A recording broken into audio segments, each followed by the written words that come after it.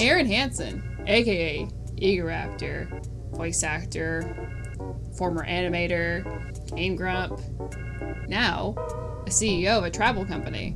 Arin has done so much with his life and has a huge dedicated audience. At the same time, he has a huge dedicated anti-fandom, anti-audience that follows him everywhere he goes, just as much as the huge following of fans do. Such a huge dedicated anti-fandom that you don't really see too much with any other content creators, where you have subreddits, forums, gossip threads about how Arin used to be. Of course, like, when the bigger you are, the more people hate you, but it's way more dedicated than any other content creator I've really seen. However, these haters, anti-fans, didn't start out that way. Are these modern day anti-Arin Hanson Game Grumps fans just haters and bitter that the fact that they don't make edgy jokes anymore?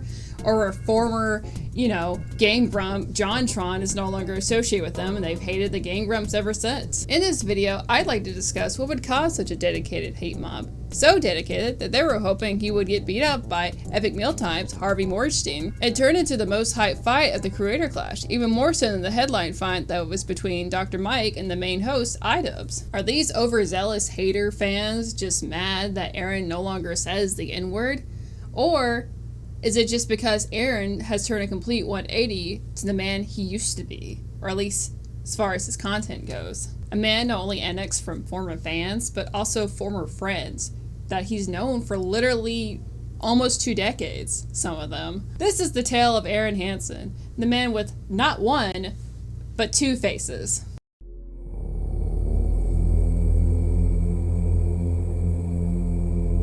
Arin was born on January 6, 1987 in Margate, Florida. Growing up, Arin would always admit that he struggled with self-love and insecurities, especially as a teenager, leading up to early adulthood. His insecurities would often lead to rage. Arin has a habit of always choosing to play the female character when given the option. He finds it more pleasing to look at a woman for a long period of time rather than a man. He also states he was far more interested in feminine culture as a teenager. He said he never felt accepted and his family never understood him. He said he had 3 different moods, aka 3 different versions of himself. 1, shut up, don't talk to me, leave me alone. 2, nice, but calm. And 3, off the walls, energetic, which is the side he chooses to show on the internet most often. He claims most of the time he's the prior 2 in real life. He would claim that he would treat people nicely and energetically when they first meet them. Then the next time he would be standoffish and kind of mean, and not wanting to talk to them. Which, if you haven't figured out already, is a current theme in this video, so just pay close attention, but keep a pin on that. He claimed to have hated school and was really good at it when it came to work ethic and classes he actually liked. At the same time, Arin struggled to do things out of spitefulness, quote unquote, just to prove to the other people he hated that he could do something. He's always been a hard worker, but has questionable ethics behind his reasoning in his actual work. Arin was a high school dropout due to him not being able to transfer into a better high school to complete his education. The high school he was trying to transfer out of was, in his words, a bad kid school. He did later get a GED, but never attended college. Arin struggled with raging emotions, being even more effeminate than most guys his age, high school, and never felt like anyone understood him. He would use the internet as an escape. Arin enjoyed watching parody videos, which were very new at the time on the internet. One of the first parody videos he made was DBZ in a nutshell. He joined Newgrounds under the name Egoraptor on September 16, 2001. He would later join DeviantArt under the same name. The name Egoraptor came from a comic he made as a kid where a man turns into an Egoraptor. So it's a story about a man who turns into a carnivorous monster due to him being consumed by his own ego. It's almost prophecy if you think about it. Arin was always into art, but the internet taught him how to animate. Arin started getting notoriety with his game parody animations, his first one being titled Final Fantasy VII Flash Parody Spoof. After that, he went viral for his Awesome series animations like Metal Gear Awesome. Arin was one of the top animators on Newgrounds and grew a huge following. He also established a connection with a lot of other popular animators at the time like Oni NG, Psychic Pebbles, and Joshua Tomar, aka Tomato.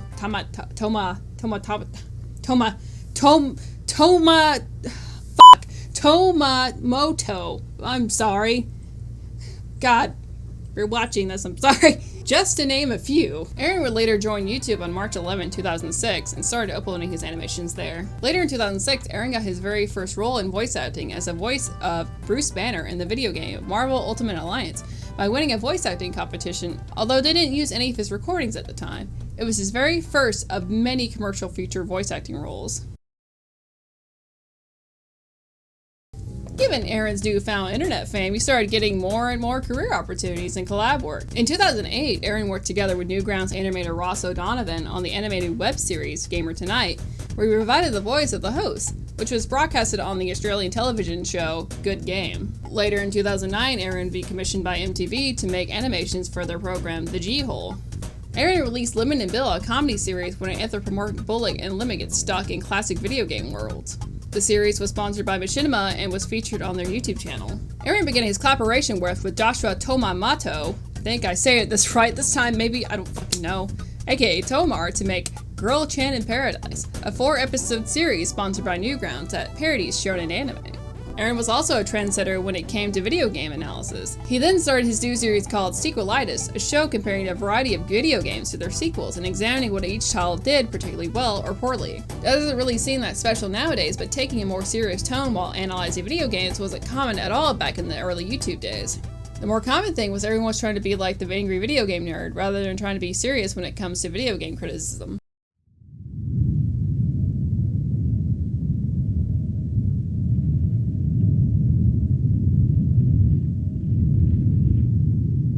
In 2010, Arin made the decision to move to California from Florida to pursue his career in animation and voice acting. So in order to pursue his career, he decided to break up with his girlfriend, Suzy Berhow. Suzy and Arin met in 2002 at an anime convention. Arin was actually trying to hook his friend up with Suzy, but Suzy ended up liking Arin way more. So after Arin and Suzy broke up, Suzy started dating another man. Arin was sad in California and realized he still loved Suzy. So while Suzy was still in another relationship, Arin wrote to her every day. Now, is this a sign of pure love or major league simping? You can look on the Wayback Machine and find old archives of Arin's website, eagerafter.net, a website he used as a blog and work advertisement, where he had a page dedicated to Suzy. There's also this cringy video. This is my Suzy. As you can see, she's the most beautiful girl on planet Earth. Well, you are. You see, unlike most girls, Suzy is smart, and cute, and funny, and adorable, and kind, and sweet, and looks at me with loving eyes, and whispers cute things to me, and makes me feel so special inside when she says my name. That's a lot of things, but there's so much more. I'm serious. I love having conversations with her, and sharing secrets and thoughts with her. She always has such great insight, and gives me awesome inspiration. She's helped me overcome so much in my life, like my laziness and pipe dreams, that I owe her so much. I think that Suzy is definitely the one for me. She is definitely someone I can see myself being with forever, because she is my love.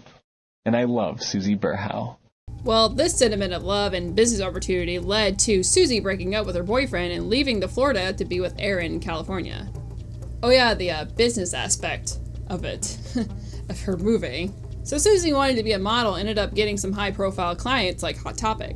She would also be Arin's first employee ever. Suzy would end up helping Arin with his animations. She would then make her own animation channel called Meeperfish. Suzy would eventually quit modeling to quote-unquote pursue other goals. Speaking of pursuing other goals, Arin in 2012 met this little-known YouTuber at the time that would change his life for forever.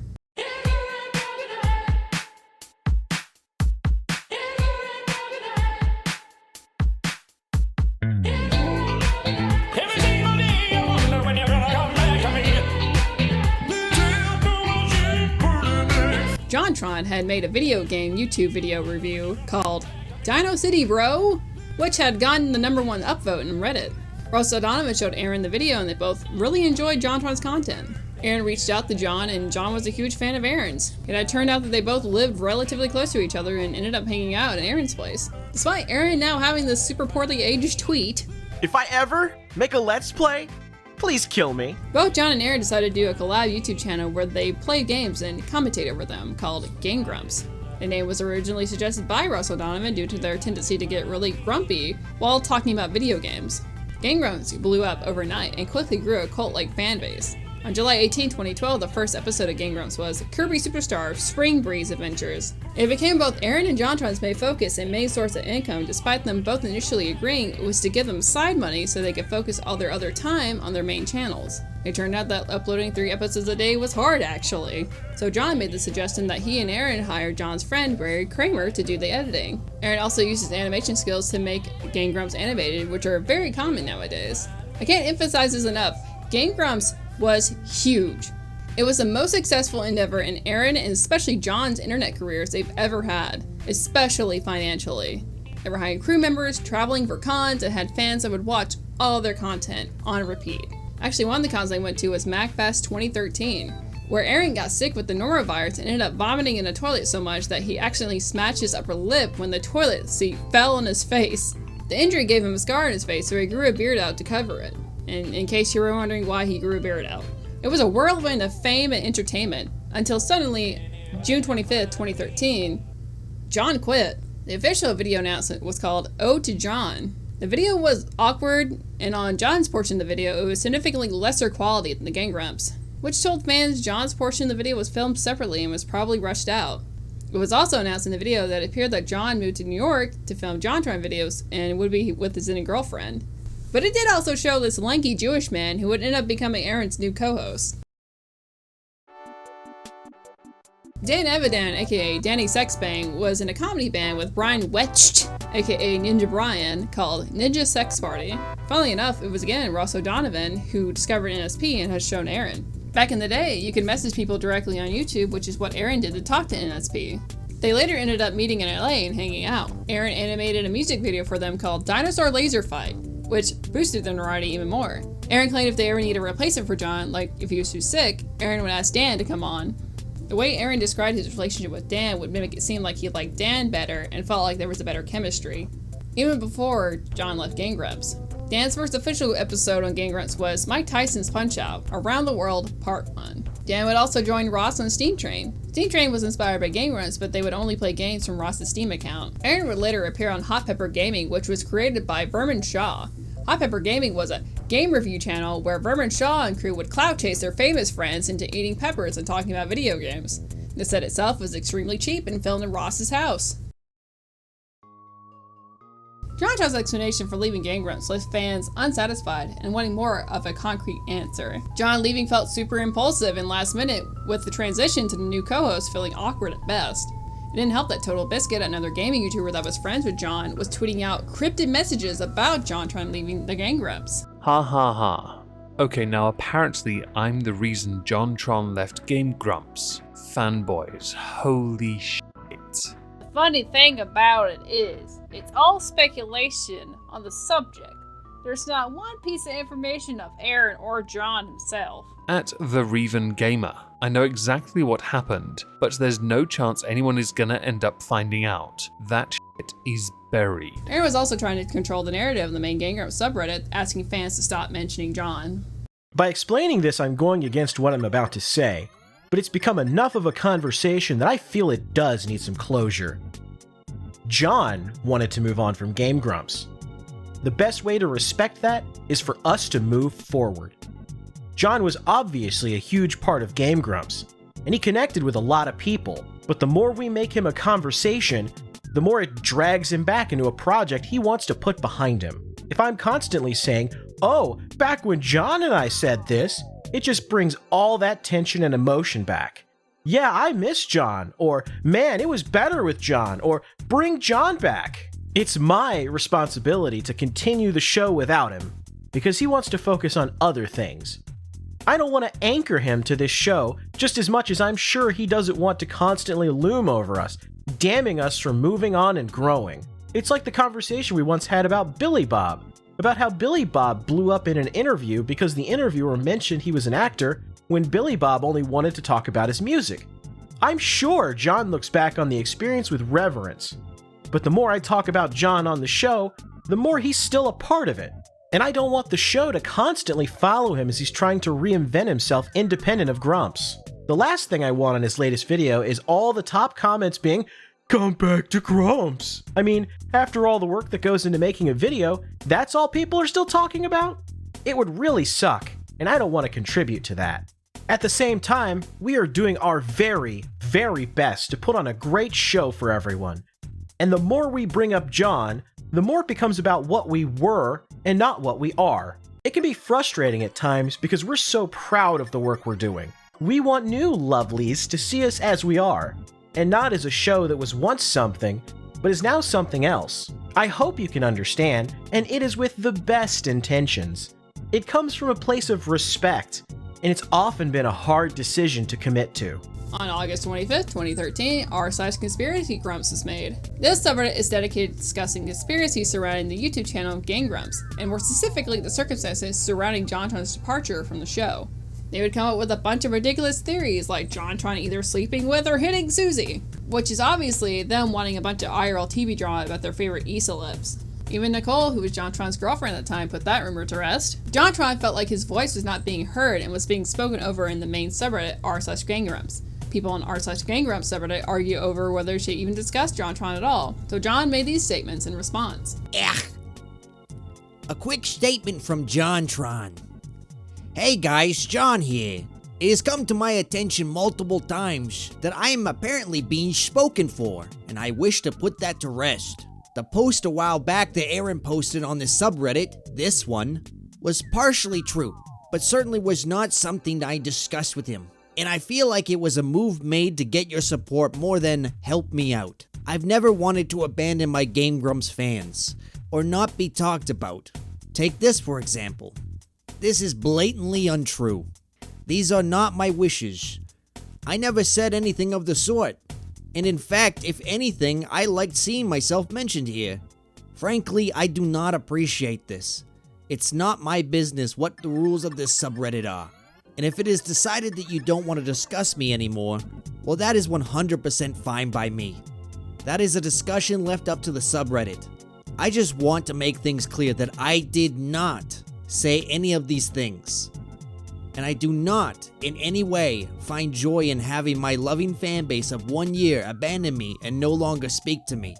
If whoever came to the mods with that information truly believed what they were saying, they were entirely misinformed or misunderstood me greatly. When I am spoken for in this way, people react like this, and rightfully so. I'm happy that the game... Arin... I'm happy that the work I did on Game Grumps entertained you for so long. And I'm sorry I quit out on you guys so unexpectedly. And I am happy where I am making JonTron and working on other projects. But I just wanted to dispel this fact, which is completely false. I swear by the Dickens, if people don't want JonTron material on the subreddit, that is fine by me. It's the internet after all, free to practice as one chooses.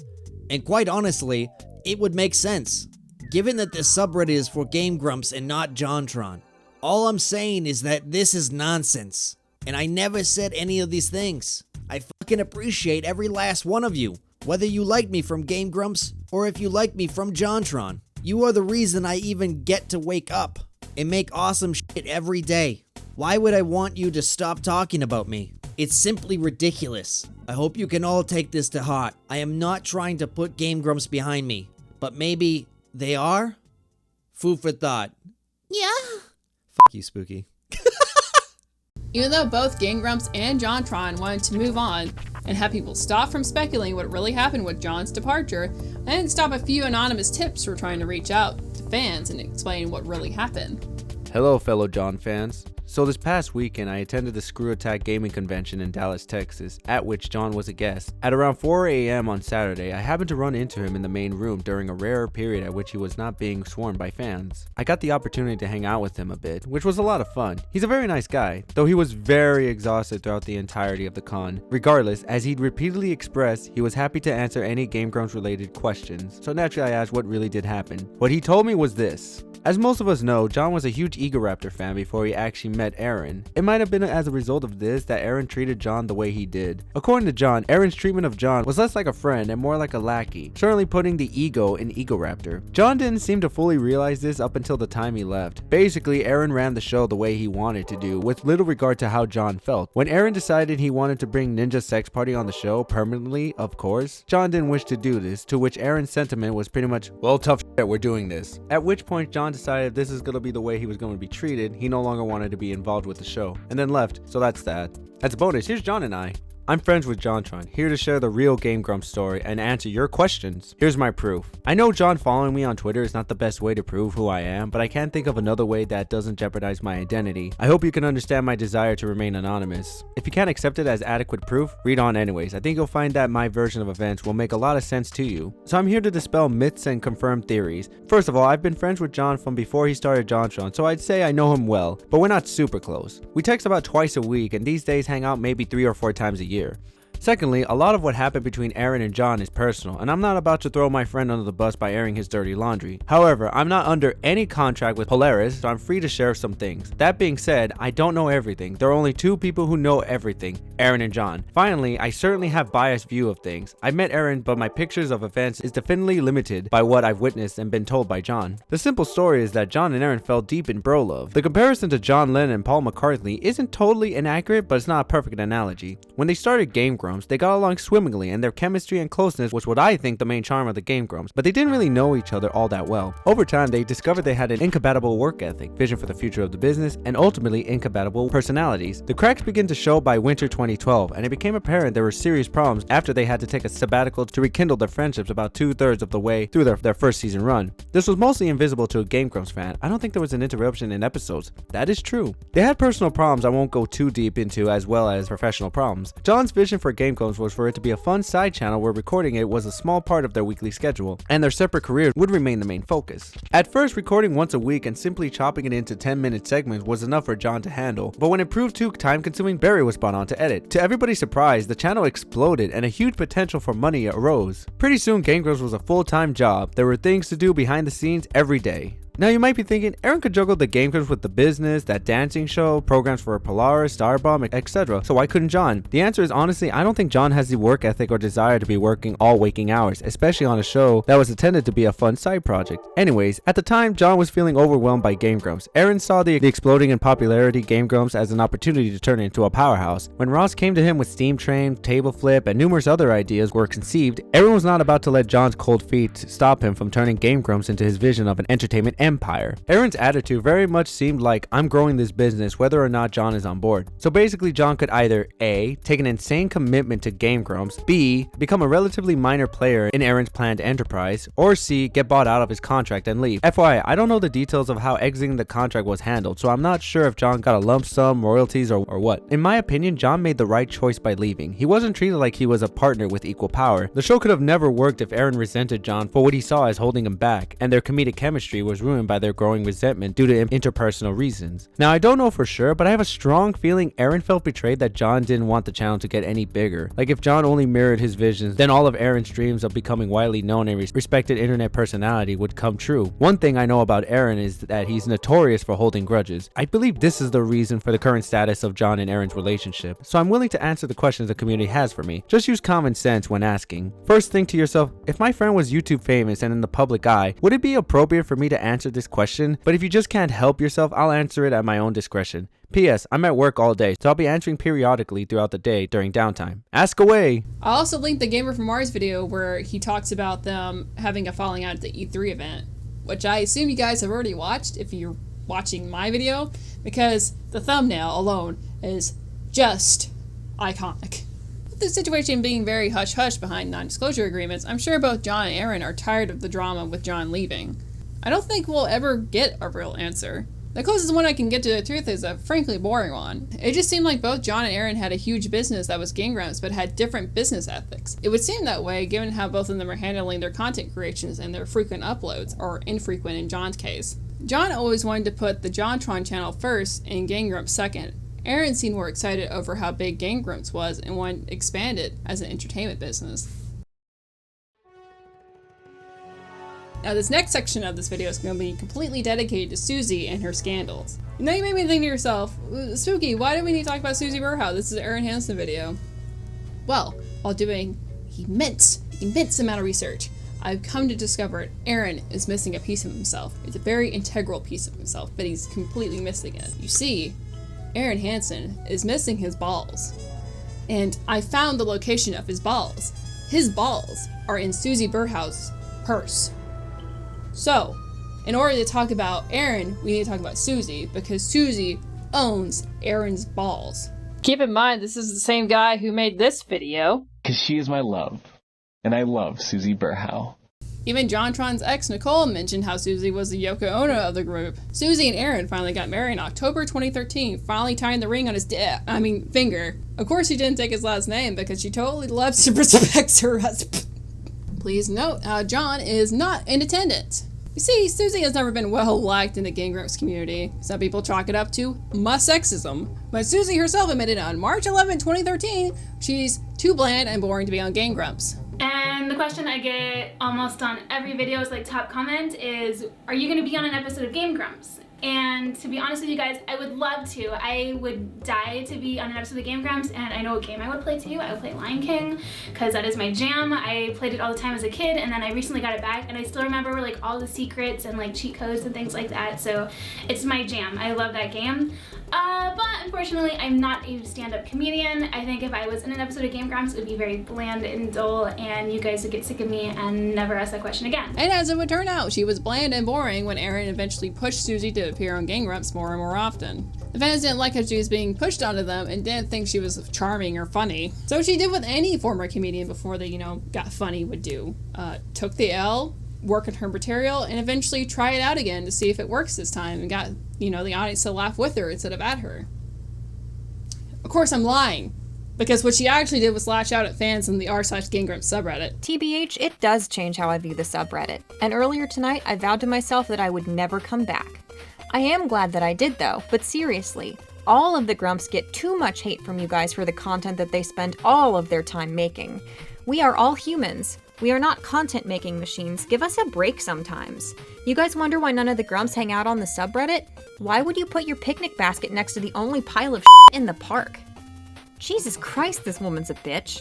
You see, Suzy has a habit of tweeting out passive-aggressive statements like this. Reminder, when someone is nasty or treats you poorly, don't take it personally. It says nothing about you, but a lot about them. But then goes around attacking fans on the subreddit. She also got mad at fans asking for an authentic reason why John left. You want to know? You really want to know? To work on f***ing JonTron. That's why. We said it, he said it. Can we f***ing put this to rest now? How many times must we say it? On June 3rd, 2014, Suzy committed one of the worst things you can do on YouTube.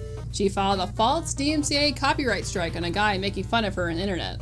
The video itself was just clips of both Suzy and John's channel, making it seem like JonTron was reacting to Suzy and Arin. So, a literal nothing burger.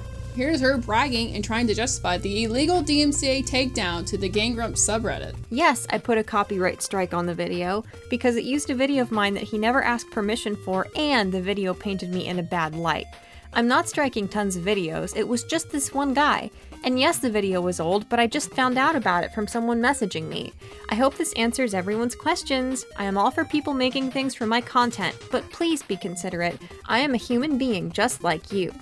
October 13, 2014, r/VidGrumps is created so fans of Game Grumps can have a place where they actually can vent about their frustrations without risk of being attacked by other fans or Game Grumps members, specifically Arin and Suzy, because who else would it be? Suzy is unfunny and mentally incapable of handling internet hate to the point where she lashes out on fans that are harmless. So what would anyone else in her position do? Quit the internet and pursue other goals that clearly make you happier? Why, of course not! Instead, on January 1st, 2015, she made a Let's Play channel that's called Kitty Cat Gaming. And of course, to top it all off, she tries kissing the asses of fans of Game Grumps on the subreddit, and saying one, she attacked people over and over again, trying to get them to watch her new channel. My goal for this year is to get back on the subreddit on the right foot. It's a new year, and I miss you all. I am also trying to get the guys to come back, so let's all be welcoming, and maybe they will peek in. We're very glad you decided to come back. This subreddit has been really missing you and the rest of the Grumps. Ignore all the haters, please. Thanks. We need to reconnect with you all. Heart, heart, heart. Blah. Later that same month, of her begging Game Grumps fans to watch her Let's Play channel, she just couldn't help herself and continued to attack them now on Tumblr, blaming my sexism on why she isn't liked. Want to know how sexism around video games affects me? Here's a new way that came into my life today. I was informed that I know little to nothing about video games, and that's why I shouldn't be on Game Grumps. I play video games daily, every day.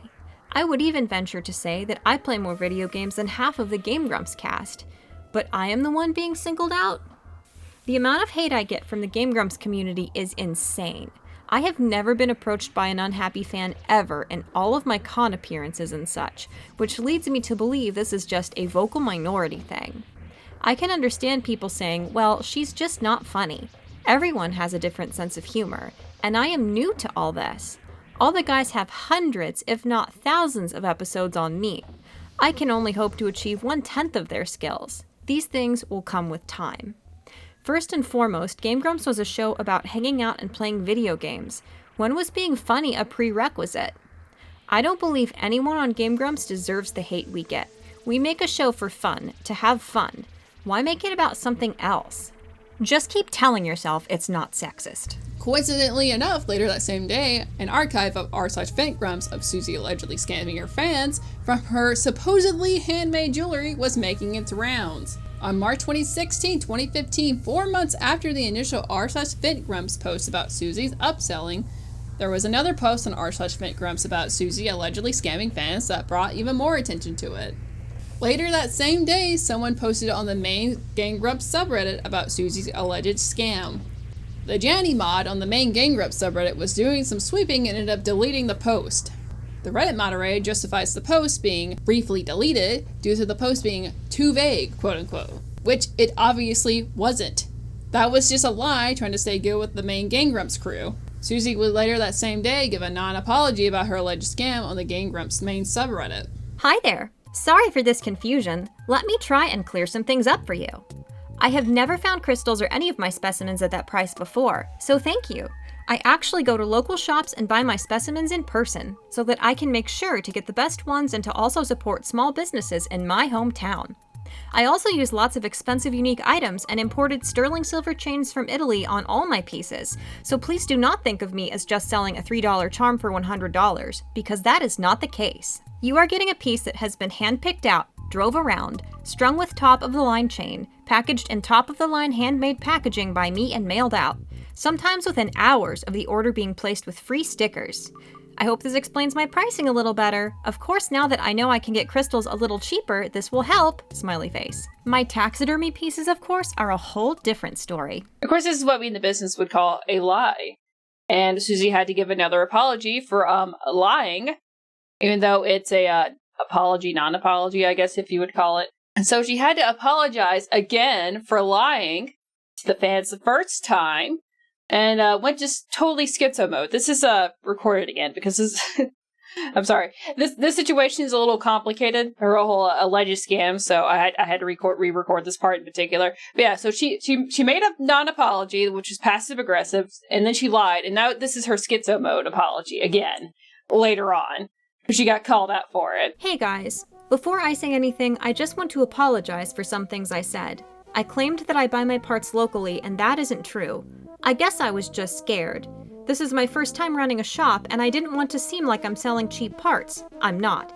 I don't know, I guess that's not a valid excuse for saying something like that, but I know that I'm sorry, it wasn't right, and I'd never make a claim like that again. I can proudly stand by many of my previous claims, though. The chains I use are absolutely from Italy, and any parts or accessories I outsource to use in my products are always what I deem to be high quality. I've thrown out plenty of parts I didn't think were up to snuff. Also, I just wanted to note, there was some doubt over my claim that my bugs were flown in from all over the world.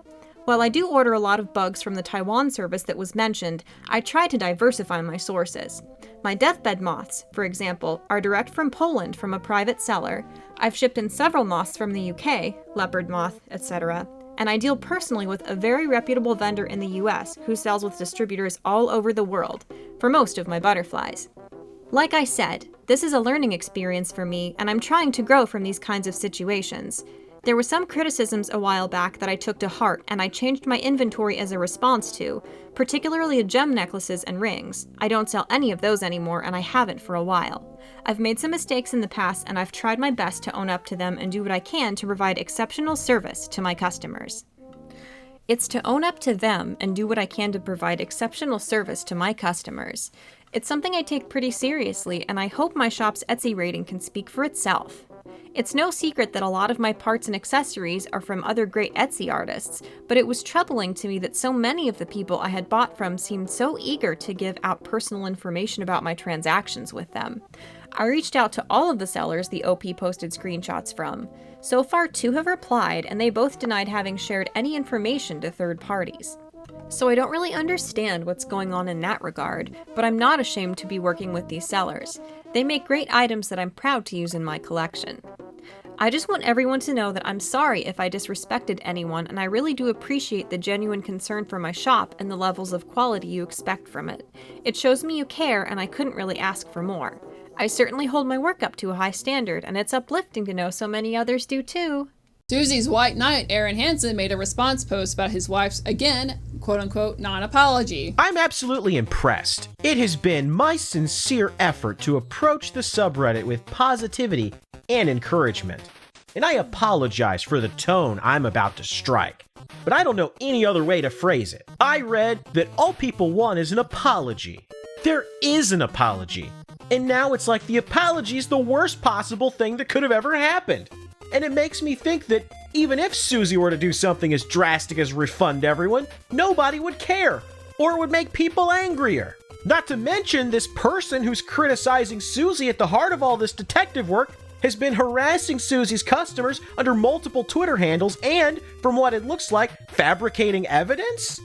Suzy's made countless reports to Twitter for this person's alternate accounts and unethical actions. The only difference between Suzy and me here is that Suzy is selling a product, and my product is free. I don't know what the fuck I'm doing running a business, and I'm sure I've made some equally careless, if not even more careless moves in my business practices. The point is that they've been owned up to, and that's what Suzy has done, and yet she's being vilified. She's not saying, no guys, I swear the parts were bought locally. She admitted they were not and apologized, without much of an excuse aside from admitting that she's human. Have any of you here bought from her store specifically because she said her parts were bought locally? Surely Suzy would love to make good on that claim if that happened to you. However, the request to refund all customers is bananas. People are upset over a post on this subreddit seen by, at most, 3,000 people, who I guarantee are not the target demographic for her shop. Not only that, it was a reactionary post, and not a post overtly advertising her shop to the subreddit. There's no text anywhere in her store stating her parts and accessories were bought locally, and she's apologized for claiming they were elsewhere. All the descriptions in her shop are honest and fair. If you have a problem with the semantics of claims like handmade, then there's really no arguing. That's like arguing a fruit snack is deceptive for listing it contains natural flavors. If you're worried about her selling a product that contains parts from other sellers, then you should be holding artists who sell perler bead sprites of existing characters as necklaces and magnets under as much scrutiny for not making the perler beads or the magnets or the sprites themselves. Not saying they should be, because they shouldn't. So what shady business practices are left? That she sells her items for a price that she researched via art shows and found out what people were willing to pay for her work? How is that shady? Is it shady that Jackson Pollock's paintings sell for millions? Art is subjective, and it's simply a fact that something as trivial as a dot drawn on a piece of paper has a fluctuating value based on who drew that dot. We're not Walmart. We don't have to sell absolutely everything we make as artists at cost. If someone's not interested in buying Suzy's items for whatever reason, that's fine. But this sort of micro-policing is absolutely ridiculous. Reveal all of her sources for parts and specimens? When has that ever been a common practice among product makers, aside from marketing stunts, which are mostly lies anyway? Did anyone ever demand that Hasbro tell their sources for that $100 transformer because it was way too expensive for a hunk of plastic? No, they would say, that's too expensive for my interests, and go on with their lives. No one researches Hasbro's sources in a deceptive manner to find out that it only costed them $4 to produce that toy, and then personally attack those responsible. You strive as a creator of a product and the owner of a business to make your products at as low a cost as possible, while retaining as much quality as possible, while finding a price people are willing to pay for what the product is. It is always a balance, and it's careless and silly to buy only expensive things just because they're expensive and justify the cost. You can see by Suzy's Etsy rating that her customers are happy with the quality of her items, because if the items were cheap or bad, she wouldn't have such high ratings. And I have no reason to believe the ratings are because the customers assumed the items costed a certain amount of money to produce, since nothing like that is implied in the description of the items. Simply put, it is not a selling point. I'm disappointed that this sort of highly vitriolic discussion is happening on this subreddit, which as of late has been very fair and good-hearted. To entertain someone obviously trying to vilify more than save future customers seems highly indicative to the overall tone I have seen towards Suzy. Although I'm sure that's a very controversial thing to say, since no one wants to admit they don't have saint-like level-headed perspectives of the things we do. This subreddit, and moreover, r/ventgrumps, does not strike me as a place teeming with future customers needing to be saved, but rather an easy place to get a rise out of folks who already have a negative disposition towards Suzy. The sort of language being thrown around from the get-go to describe the topic in discussion is just malicious at its most fair, although I won't discount the few who have said as much as I have in terms of what should actually be considered an issue or not. What I don't think anyone understands or knows is that Suzy has refused again and again to post about her shop on her channel, and it wasn't until I hounded her to do so that she reluctantly did it. She did not want her sales to be influenced by her fan base. She wanted her work to speak for itself, and she wanted her success in business to be as a result of the skillful handling of her shop. I've never talked about her shop on Grumps, and we've never done a call to action on any Grumps social media, so to claim that she's taking advantage of hers or my fans is silly. I have very little patience for people trying to bring someone down for trying to make something of themselves, while owning up to the things that they've done wrong. Suzy's not trying to pull one over on anyone. She's an independent online shop owner who is figuring out the do's and don'ts of the trade by diving in head first and doing craft work that brings her joy. To hear her ask me, should I just stop being on Game Grumps, in the most sullen, defeated tone I've ever heard in order to protect the one thing that fills her with excitement the most, breaks my fucking heart. Of all of us, Suzy's been the one who's come up with the most ideas for acknowledging and appreciating fans. She was the one who thought of sending signed postcards to people. She's the one who opened up the Instagram and proposed the ideas of takeovers to give fans a more personal look at us. She is the one most consistently retweeting and acknowledging fan-made content on her Twitter and the Game Grumps Twitter. And she is the one who hangs up fan-made art in the office. When you hear her say that she gets frustrated with fans, she's talking about instances like this, not the fan base as a whole. And I can certainly see where she's coming from, because I too am very frustrated. Then on March 27, 2015, same Grumps Reddit moderator said you're no longer allowed to post about Suzy's sales. Later that same day, Suzy blocked someone over the mildest of criticism. Don't let the hive mind bug you, at Mortimer. They'll buzz off eventually. Insect puns. I mean, she misled people. I don't think that's something that can be swept under the rug, personally. Suzy fucking blocked me. I saw someone saying this to Suzy. I decided to give my opinion when all of a sudden this happens. Ain't that some shit? Yes, I did block you, as I block everyone who brings their negativity and bullying into any one of my social media outlets. I do the same for my YouTube channels and my Tumblr. Have you ever actually stopped to think about how your rude comments could affect the people who see them, especially those they are directed towards? You may think it's funny, but deep down you know that words hurt. Bullying is something I struggled with all my life, and posting comments like that is harmful and triggering. I want my YouTube channels and all other websites to be places where people can feel safe and happy, and if that means I have to block bullies and trolls, so be it. On March 30th, 2015, 4 days after the scam controversy, she uploaded a video called Heart emoji had to do with bullies and trolls. Heart emoji.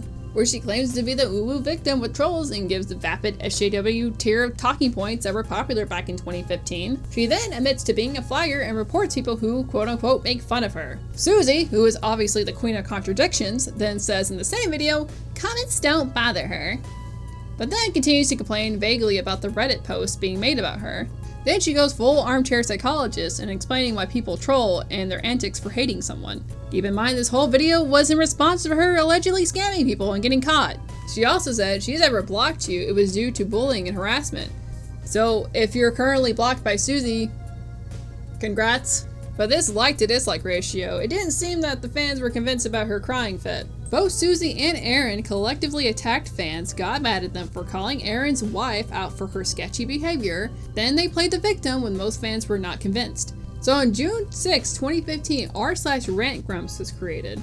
So if you're a current or former Game Grumps fan and you're wondering why does r/rantgrumps have such a huge dedicated audience, it's because Arin and Suzy would bully and attack people who were fans of them over merely questioning or criticizing them. That's why one of the biggest anti-fandoms on Reddit exist. It's because of Arin and Suzy Berhow.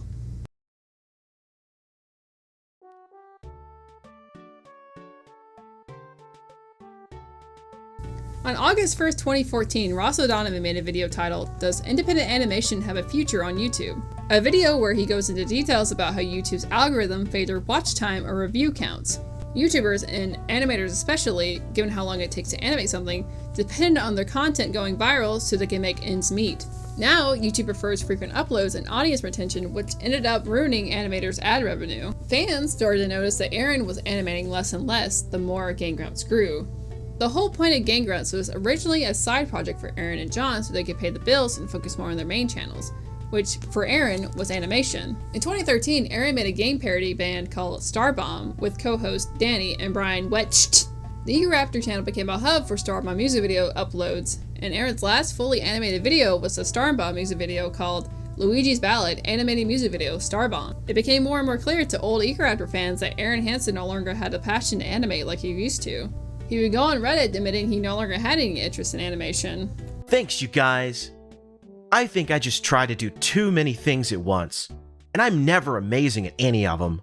I'm not particularly proud of any one thing, except that I was able to bring together my friends in this awesome space to make cool shit. I don't mean that to sound dismissive or something, but I guess I just hold myself up to outrageous standards. You know, striving for making something big out of something small requires a hell of a lot of time and patience. I enjoy bouncing around from all these different creative outlets, but when one sticks and starts making sense to put more attention into, all the other stuff falls a little more to the wayside. I've gotten a lot of shit for abandoning animation or something, and that sucks to hear. But the truth is, the animation is just another thing that ended up sticking. If some songs I wrote 10 years ago ended up being hugely successful, I would have been known as Arin the musician and not Arin the animator, because I would have put my full attention into writing songs. Game Grumps became a thing I had to devote my effort into, and so then I became Arin the Let's Player. I don't think any creative spark is lost other than I've just shifted mediums. I know Let's Players get a lot of shit because it seems like a talentless job, but I'm constantly thinking of ways to improve my ability to be funny.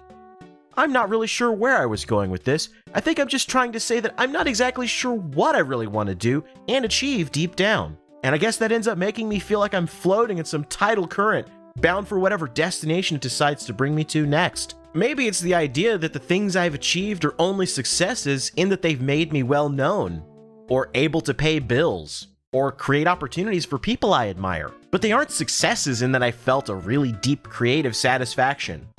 I think maybe my attitude comes from that. Maybe that's how all artists feel. I don't know. I mean, people hold up my old cartoons as this golden age of my creative expression. But I was just yelling about Pokemon or something. I still do that. But shifting all these different creative outlets means I'm constantly losing and rebuilding skills and outlooks. Not drawing for a year really kills your ability to draw. But doing Let's Plays for a year really increases your ability to improvise. and also whatever skills it takes to manage all the things that come with that. I think my problem is just that I get bored. I like doing all these things like animating, rapping, talking over video games, writing, directing, but I don't like doing all of these things all the time. And I guess the sense that I'm not suited to be Arin the animator or anything like that comes from that. I'm passionate about animation, but I wouldn't be able to do it every day forever, you know? I guess that's why I never think I'm any good at anything. Because there's nothing I do that feels like it defines who I am. I'm just moving from one thing to the next. You all just happened to catch me during the animation and then Let's Play phase because those things stuck. This maybe sounds kind of sad or something, but I do find a lot of joy in exploring where these different avenues go. A lot of what is cool and fun in life is just seeing what life throws at you. I do my own part in shaping my destiny in a lot of ways, but I don't actively fight the flow that my life pushes me with. I know a lot of people who are like, well, fuck this, I'm gonna drop everything I don't like and do exactly what I want. And that's very romantic and cool. But I think there's a lot to be learned from exploring avenues you didn't think you'd go down. I constantly reflect on that 2011 tweet I made that told people to shoot me if I ever did a Let's Play. If I outright refused to do a Let's Play when the spark and the opportunity arose, what the hell would I be doing now?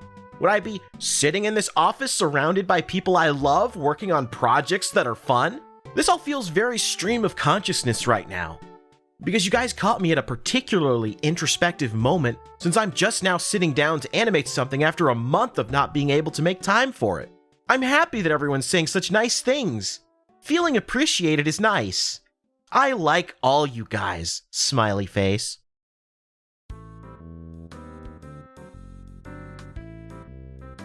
On August 19, 2015, a video uploaded in the Game Grumps channel titled Sonic Adventure DX, Don't Go in the Light, Part 32, Game Grumps. Dan and Arin doxed a guy who went by the name Leadfoot. Arin and Danny found his old walkthrough trying to find the location of 3 green emeralds. Of course, they both got really impatient and didn't know how to do research on the fact that the location of the emeralds was random. Eventually, Dan said Leadfoot's actual name out loud. And he comments in saying, He wrote this, by the way, in 2004. Oh, yeah? So, if he gets a wave of hate from our fans, won't he be surprised 11 years later? well, funny enough, that exact very thing did happen.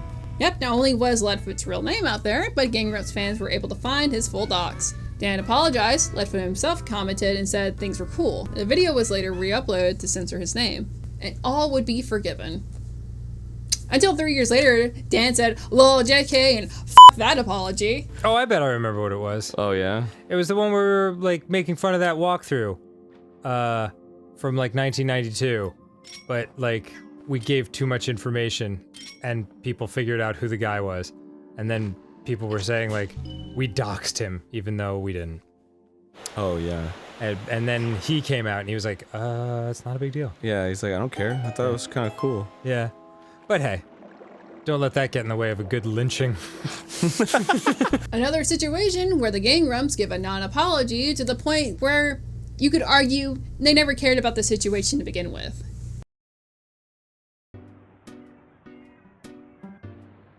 Chris O'Neill's an animator that Arin met in the Newgrounds days. Chris was a fan of Arin's to the point he made his own video game awesome series called Grand Theft Awesome. They soon became friends, and at one point, Chris lived with Arin and Suzy while looking for work in the US. Here's my friend, Chris. I don't even like him that much. That vine aged pretty well, actually. Chris would eventually make his own Let's Play channel called Oni Plays. Chris would feature several of his friends on the channel, and even Arin made an appearance on his channel. Oni Plays would eventually settle with the main three, Chris, Ding Dong, and Julian. Arin would allow the Oni Plays crew to rent out the Game Grumps studio to record and edit game footage. The Game Grumps channel also hosted a couple episodes of GrumpGate featuring Oni Plays crew. Meanwhile, the Game Grumps studio, a team of people were working on a video game produced by the Game Grumps. The name of the game was Dream Daddy, a dad dating simulator. Remember Vernon Shaw, the clout chaser who made the cheaply made Hot Pepper Gaming? Well, he and this other lady named Leighton Gray were the writers of this dating sim. The game itself seemed like a campy idea, not to be taken seriously on the surface, but it came off as extreme pandering towards not everyday LGBT folks, but Tumblr specifically. You see, Game Grumps started growing an audience of mentally ill women, aka Tumblr, and Tumblr loves pandering. Unapologetically. They love being pandered to. This criticism of the Game Grumps pandering didn't come from game journalists or the people who reported on the games. but instead came directly in-house from someone who worked in the Game Grumps studio, who is a gay man. You see, Ding Dong and Julian were dating, and they were also very gay. Julian was a gay Hispanic man. So a guy in a gay interracial relationship who checks off the diversity quota accused the Dream Daddy crew of pandering. And June 27, 2017, Ding Dong was on a live stream where he aired his grievances. I'm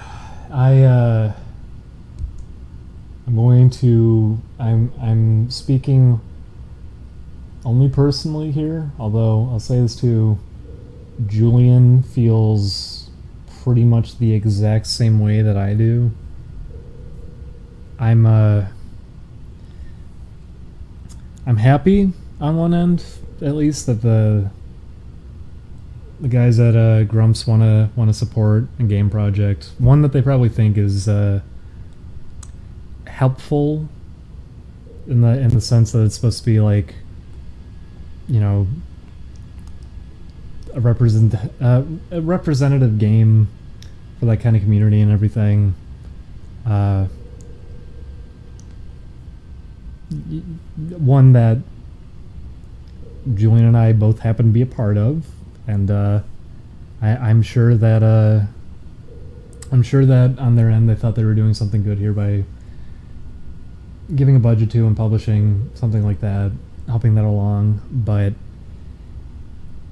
because I don't fault them in any way, I don't fault the Game Grumps themselves because they're not really involved with it. It's a specific team making it.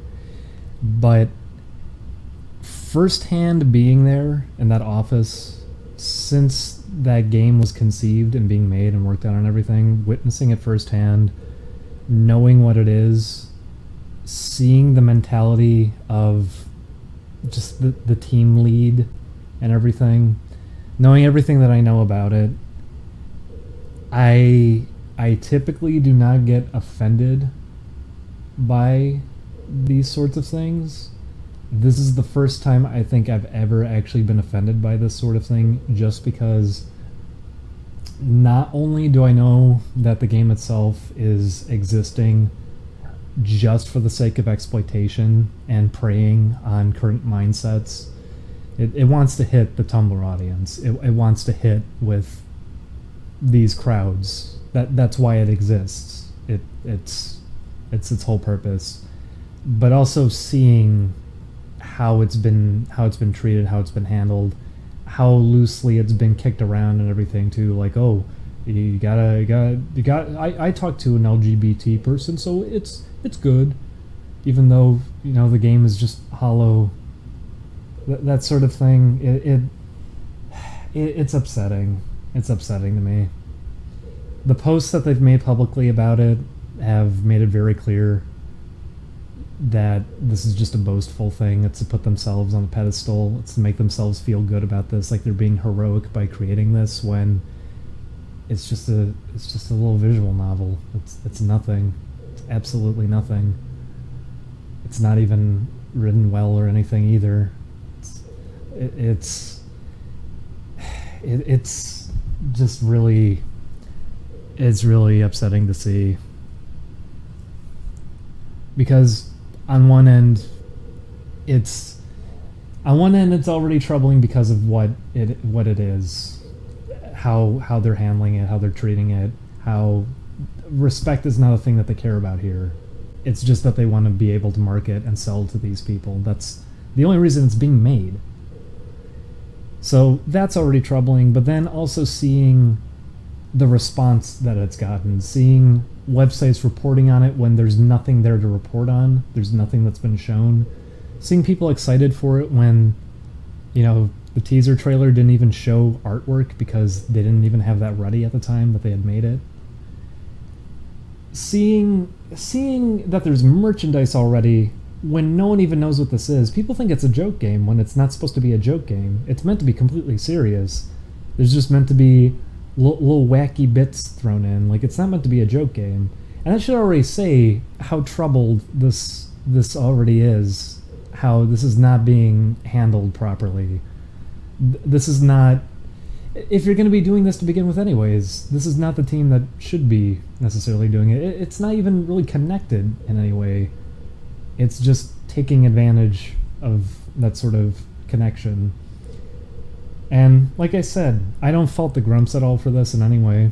I'm sure they have confidence in it, and people may enjoy it. People might actually get something out of it, but from my end, seeing everything, knowing everything about it, it just comes off as nothing but exploitation. And for people wondering on this too, like, well, you're saying all this, but listen, we've been in that office for about a year. We've seen the. I was shown the game at the office already. I've watched as it's been made. I've talked to people involved with it. I've witnessed it. I understand what it is. I can even take in good humor direct insults about that kind of thing. I don't typically care. It should be pretty clear through Oni plays. We can laugh at this sort of thing. But when you genuinely think that you're doing good and you value yourself very highly because you think you're helping everyone and that you're a hero, when you're doing nothing to help, all you're doing is trying to take advantage of these people, I can't get behind that. That's where I actually would get bothered, and that's where I kind of draw the line.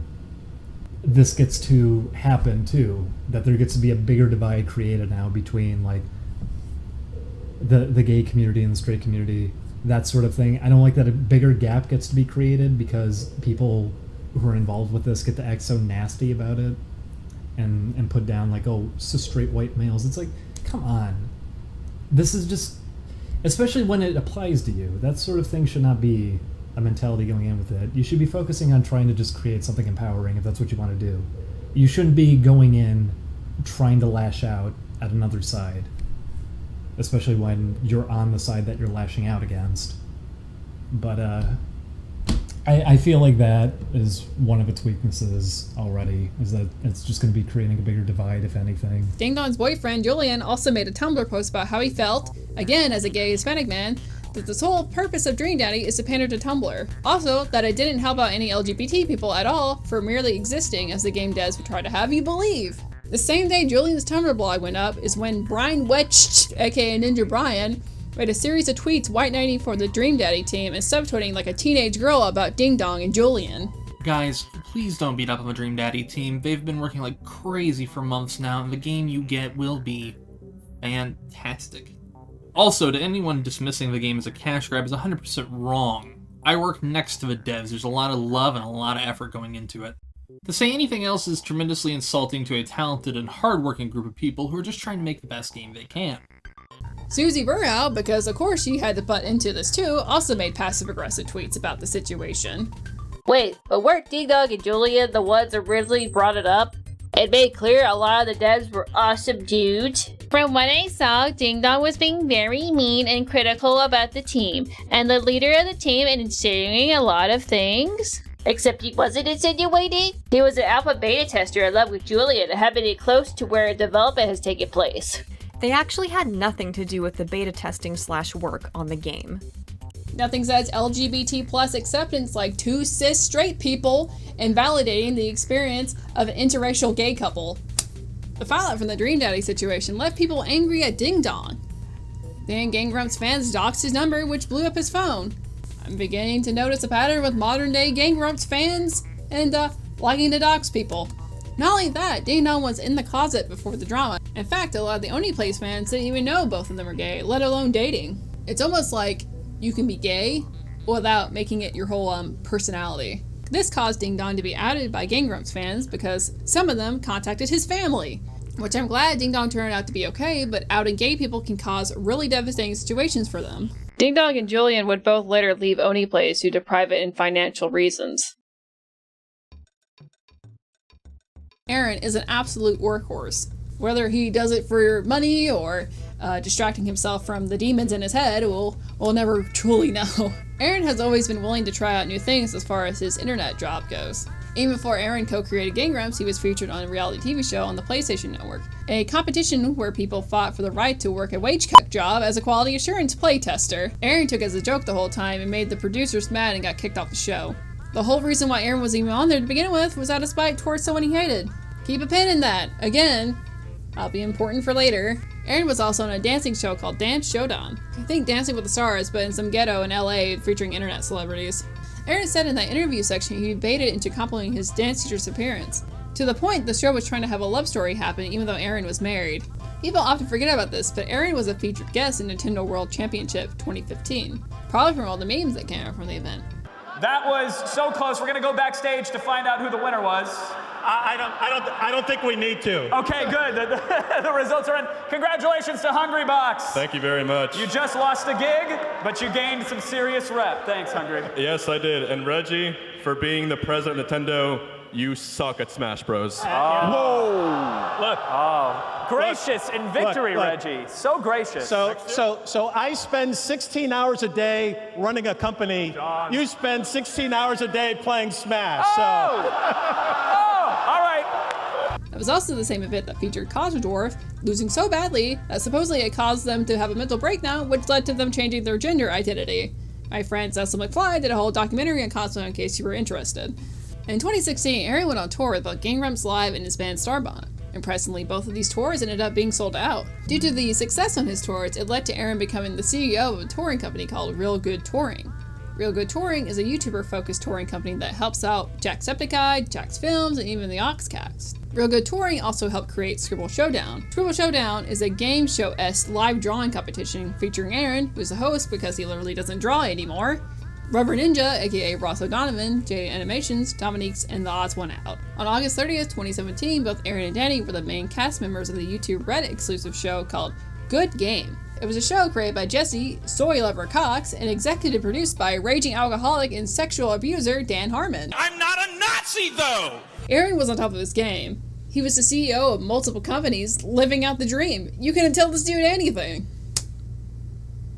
Which that same attitude led to the fiasco with the Ghoul Grumps situation. Ghoul Grumps is an annual event where the Game Grumps play scary games for Halloween. It's a time of the year where a lot of Game Grumps fans look forward to. Fans noticed a lack of uploads with Ghoul Grumps in 2018. So much so that the comments were filled in both Game Grumps and Ninja Sex Party's channel asking, where are Ghoul Grumps episodes? Arin issued an apology for lack of Ghoul Grumps episode on November 6, 2018. He blamed himself and said it was due to him working on so many other projects like 10-Minute Power Hour and live streaming. But the more important thing was Arin admitted to ignoring other employees and friends around him, saying he needs to focus on Ghoul Grumps and keep fans happy. He also says his worst fear is coming off as he doesn't care about fans. Hello. I wanted to apologize about that. Ghoul Grumps did not live up to expectations this year. It was entirely my fault, and I just wanted to say that I'm sorry. It clearly upset a lot of people. I think I sort of knew that it would going into it, and I didn't realize how much it would have upset people. I think has been a little hard on me, and I don't think I was listening to myself. We've taken on a lot of new projects. We're doing the Power Hour now, and we've just started streaming, all of which I love. A lot of the Game Grumps episodes that we've done recently are stuff that I really do super love. I just don't think, Dan and I talk all the time about practicing self-care and all that stuff, and sometimes it's at least easy for me to forget to do that kind of stuff. I think once Ghoul Grumps sort of rolled around, that was the victim of the circumstances that had been building a little bit for me. It became the one thing too much, and so I sort of kept putting it off when I really shouldn't have, and the people around me were sort of bringing it up, I think, and being that I'm in the position that I am with Game Grumps, I think it was just sort of an awkward situation for people to sort of be nudging me when I clearly seemed disinterested, and it wasn't that I was disinterested in doing it. It was the last thing before I think I would have it would have just been too much for me. The one thing that is my fear in this whole situation is that it comes off as that I don't care, or that it's not important to me that people who watch Game Grumps or fans get to have an event like that, or enjoy their time watching the show, or whatever that is. That's the worst thing in the world. And it's a constant fear, because I think sort of the character that I put out on the show and the personality that I put out on the show is sort of like an angry, flippant one. I think it's easy for it to come off that that's just who I am. So, I just wanted to say I'm sorry. And I super appreciate everybody, being so vocal about it, and that people even care, that we do something, that we do this tradition, right? It's important to people, and so it should be important to me, and it is, and I think I sort of lost sight of that for a little bit. And this would be a completely heartfelt apology where most Game Grumps fans accepted his apology. Or it would have been heartfelt if it wasn't for the fact that, several months prior, Dan brought up the fact that they weren't filming any Ghoul Grumps episode, and Arin just completely dismisses that. Still my favorite moment of any Christmas game we've ever played. Oh shit, we forgot to play Ghoul Grumps stuff. Yeah. We should do that. That's okay. What do you mean that's okay? People are excited about it. Yeah, well, we just don't have time. Yes, we do. We're playing Mario Party. What? No, we're playing Mario Party, though. You're a funny man. I'm just trying to cover for the fact that I completely forgot. Yeah, I did too. Yeah. Chris O'Neill tweeted this out a couple days after Arin's apology. Heartfelt does not equal monetize. And then someone maybe underneath, just happened to ask, Game Grumps, ? Basically admitting that Ghoul Grumps may make fans happy, but it doesn't give them numbers like Power Hour did. Not too soon after that, the official Game Grumps account and alumni unfollowed Chris on all his social media. This also included Game Grumps, the editors at the time, Super Mega, who were friends with Chris and collaborated with him several times before.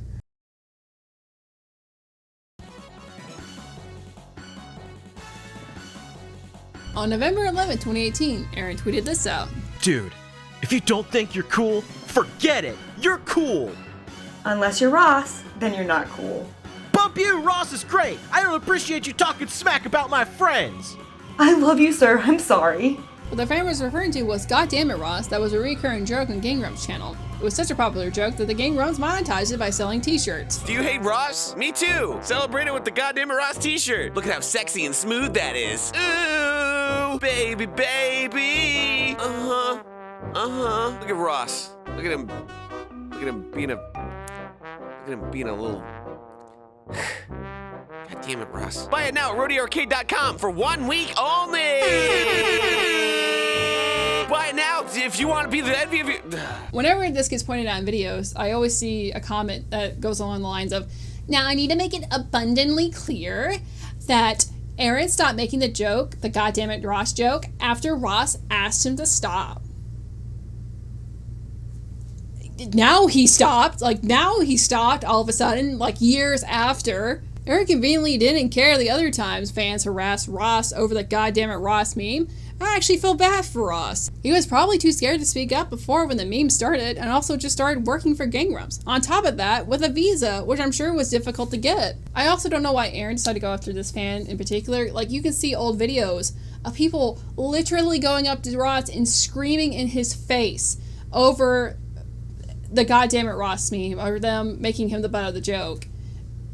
And now you want to all of a sudden attack this one fan for her making a little subtle joke on Twitter? I don't believe it. I'm sorry. I just don't buy it.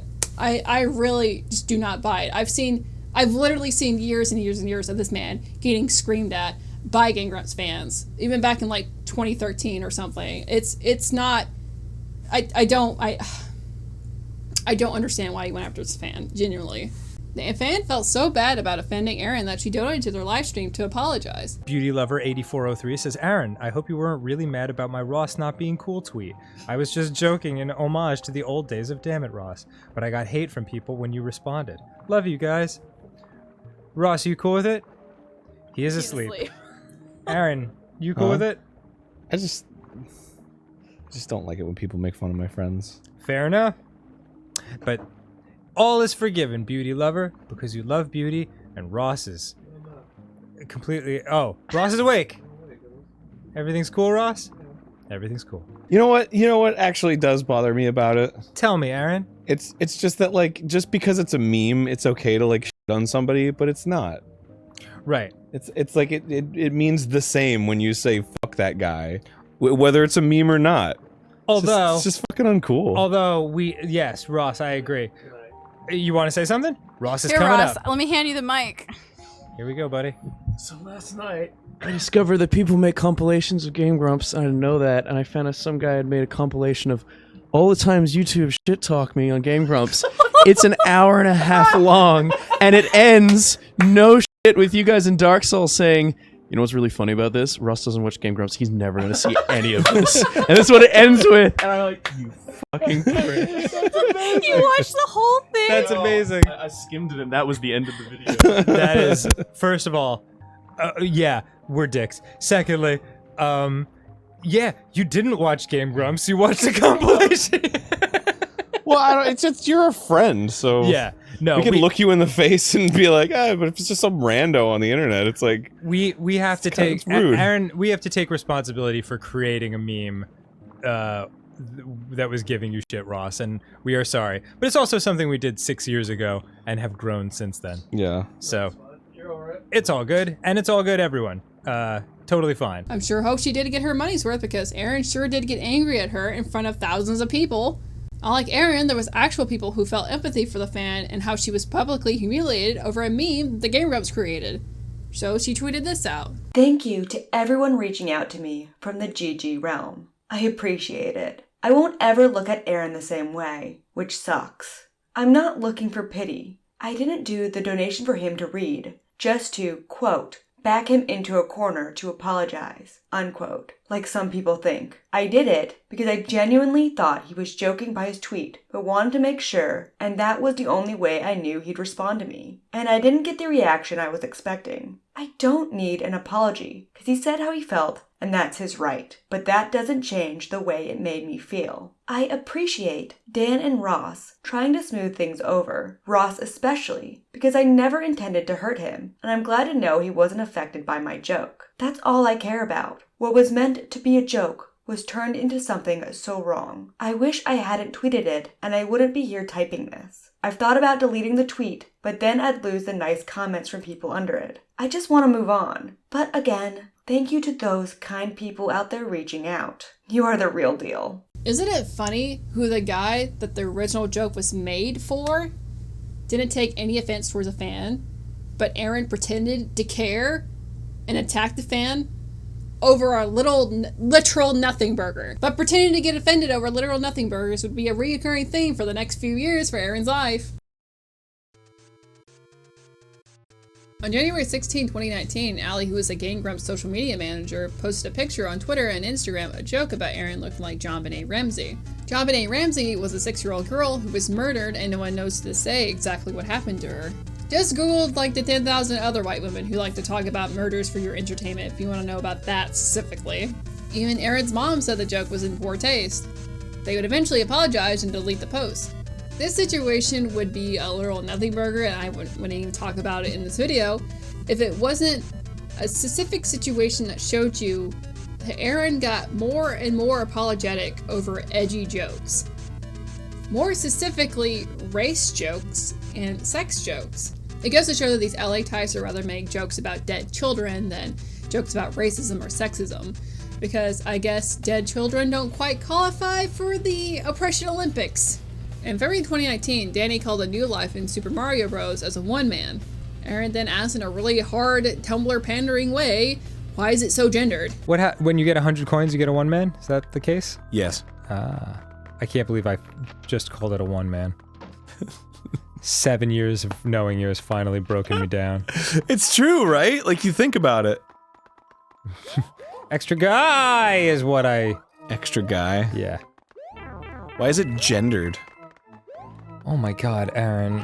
Fucking extra life, alright? One up. You is what should. To which would cause most normal people to respond with, why the doesn't matter? There's a compilation that someone made of Arin saying one man. Yeah, I got 3. Oh, okay. Wow. Where'd you get all those lives from? I got a free man. Oh, thank gosh. Oh no, the coins. Oh, the 1 man. Nice. Give me a 1 man.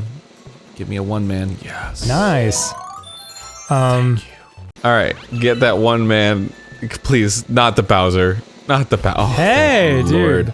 Yay, goo. Yeah. Oh, give me those 1 mans. Yeah, that's nice. Arin would also make really weird comments about how he thinks women are better than men. Yeah, man. Those things were much more shocking in the 90s. If God created us in his image, then why did he make women better? Oh, damn, son. Damn, yo. Or not in his image. Spitting truths. Which, given how hard he sins for his wife, really isn't that surprising of a comment. Because she is my love. And I love Suzy Berhow. Danny privated a video of Ninja Sex Party doing a cover of a Michael Jackson song after watching a documentary about his alleged sex crimes. I sure wish they kept up with that same energy when working with self-admitted sex pest Dan Harmon. Nazi! Also, when Arin reached 1 million followers on Twitter, instead of being happy for reaching a goal like how most people would react, Arin instead complained and wanted to roleplay as a Twitter hall monitor for the people being quote-unquote mean or whatever on Twitter. Got a lot of retweets on that one. I'm almost at 1 million now. Almost at 1 million followers on Twitter. Okay. Yeah, because of that. So thank you for mentioning me Twitter. Even though your service won't ban certain unfavorable people. It's cool of you to destroying our society. Oh yeah, absolutely. It gives horrible people platforms to be more horrible. Arin also got rid of the term crazy from his vocabulary because it's quote-unquote offensive. I've started like preemptively coming up with like what is not going to be acceptable to say in the future. Right. I'm like, okay, based on what I know about what's not acceptable to say now, because you know it's like the obvious ones, like don't be dropping like the worst words. Right. But then there's also stuff like I've tried not to say like that's crazy. Like I've tried not to say that stuff, just because it's not so bad now, but I think later down the road it's probably going to be like I probably don't say that. I have several friends that are neurodivergent, suffer through mental illness, if you will, and self-censoring for these people makes it seem like you don't have confidence that they're adults, or, you know, you don't have confidence that these people can handle the term crazy, because the term crazy isn't inherently a slur against mentally ill people. The term crazy can describe, because it's an adjective, many different things. It's also not inherently a negative. So when you say things like that, it just comes off as just vapid pandering than you actually believing these people of being able to handle the English language. Like someone being able to handle an adjective that is very common in the English language that isn't even inherently negative. Arin also called Shoop the Whoop racist. Wait, how do I spin this one? That's from Shoop. Shoop the Whoop? No, it's Salt and Pepper. Shoop. Shoop. Shoop. Oh no! What happened? Shoop the Whoop is a racist meme. Is it really? Oh man. Yeah. I don't know what it is. It's just an old meme. Just like it's like a face. It was blackface that it was shooting a laser out of its mouth. Oh, okay. And back in the day, it was the hilarious thing, and now it's like, oh no, it's not hilarious. It's racist. Okay. Man. But don't beat yourself up. You fucking forgot what it was. Well, no, I mean, like, because I used to like it when I was a kid, you know? I was like, oh, this is funny, and now it's like, thinking back, it's like, no, it was terrible. What the hell's wrong with me? What can you do, man? As someone who was around at its peak, no one thought Shoop the Whoop was racist. Sounds more like one of those things that only a racist would try to call racist. Arin purposely misgendered a character because he didn't like the fact that Chihiro considered himself a man that dresses up like a girl because he's insecure with his masculinity. Yeah, man. Congratulations. Well, before we go, listen, this is a strange situation to navigate on account of Chihiro's identity situation. Typically, saying he for somebody who is officially transgender is disrespectful. So I just want to acknowledge that and why I was saying they instead of he whenever it came up. But the weird thing about the character in this game was that they were not like fully transgender or anything like that. So I just wanted to say that and just say if you are transgender, you deserve respect and shouldn't be misgendered, and that's all there's to it. Which again makes Arin sound more offensive because he ignores the fact that this is a huge plot point for the character. He then forces his Americanized Tumblr ideology on a character that doesn't fit what he thinks is acceptable. On May 3rd, 2019, during Zelda Twilight Princess, A Goof Wolf Job, Part 6, Danny had mentioned he was watching the 90s comedy movie American Pie. By the way, I was watching American Pie for the first time in forever last night. First of all, it's still freaking hilarious. I completely forgot that Blink-182 is in that movie. Like the band? Yeah. When Shannon Elizabeth is getting nude and it's going out over the internet to everyone in the school, Blink-182 is one of the groups of people that are watching it. You're like, oh man, yeah! It's really funny. Gross. And ridiculous. Why is that gross? Because she's an exhibitionist. Oh, was she like doing it on her own? Yes. No. So somebody was doing it without her consent. Well, it's hilarity ensues, Arin. Don't SJW me on fucking movies that came out 20 years ago. Danny, if you're watching this, look, man, there's still hope for you. I know you remember what it was like before this self-censorship, this stupid pandering. I know you remember what it was like. Come on, man. There's still like a crumb of hope for you. Later in that same video, Dan joked about how Arin would have jerked off to the American Pie scene. You are giving me a hard time today. I'm just trying to talk about movies where people fuck pies. and I wasn't giving you a hard time, I was giving the movie a hard time. Well, you're talking about a scene where some fucking girl's getting her nude body. Well, she is getting nude. I just said gross. I didn't say like, oh, Dan, you're a horrible person for watching that movie. She is masturbating in someone else's house. So, I mean... I masturbate in other people's house all the time. I gave the house consent to hold me. Well, I thought it was a very funny movie. It's and plus the guy gets it worse anyway because he's the one that jizzes twice before he can even she can even touch him. Oh, okay. So her privacy gets totally. Do you know the movie? Do you know the scene you're talking about? No, I don't. Maybe watch it first. You just said, oh, the guy gets it worse because he came twice. Right, he did. And the girl, all she did was get her privacy completely ruined and intruded upon. Arin. By having nude footage of her leaked online. So the guy has it way worse. The funniest part of this is I know that if we actually cut to you watching this movie, you'd be watching that scene and just furiously be jacking off. I guess Arin and Danny have a really close, intimate relationship because that joke Dan made actually turned out to be more accurate than I'm really comfortable with admitting, honestly. On November 30th, 2019, the very intelligent Arin pulled a big brain move that exposed his porn history. One of them was rape porn. IDK if it was post-night clarity or deeply rooted shame that Arin experienced. Somehow, he moral fagged about a fictional situation of women getting her privacy violated in a 90s comedy movie, but it seems like he enjoys beating off to depictions of women getting brutally violated. A very, hashtag male feminist of you, Arin.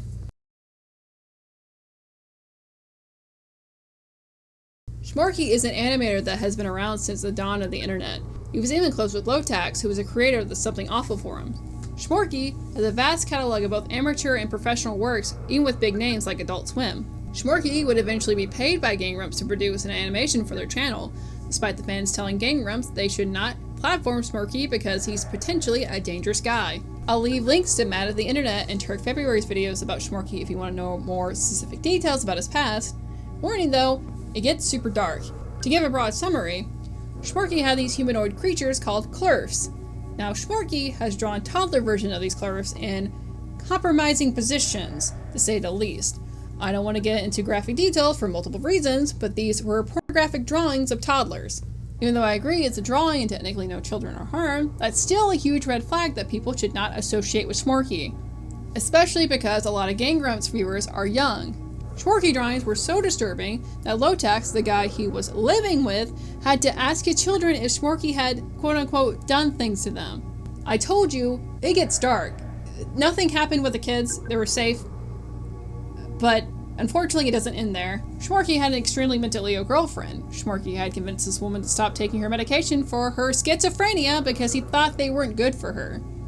Needless to say, the relationship didn't end well. Despite hundreds if not thousands of fans warning Game Grumps to no longer platform Shmorky and disassociate with him entirely, they kept ignoring fans. So much so, not only did they work with Shmorky, not once, but twice.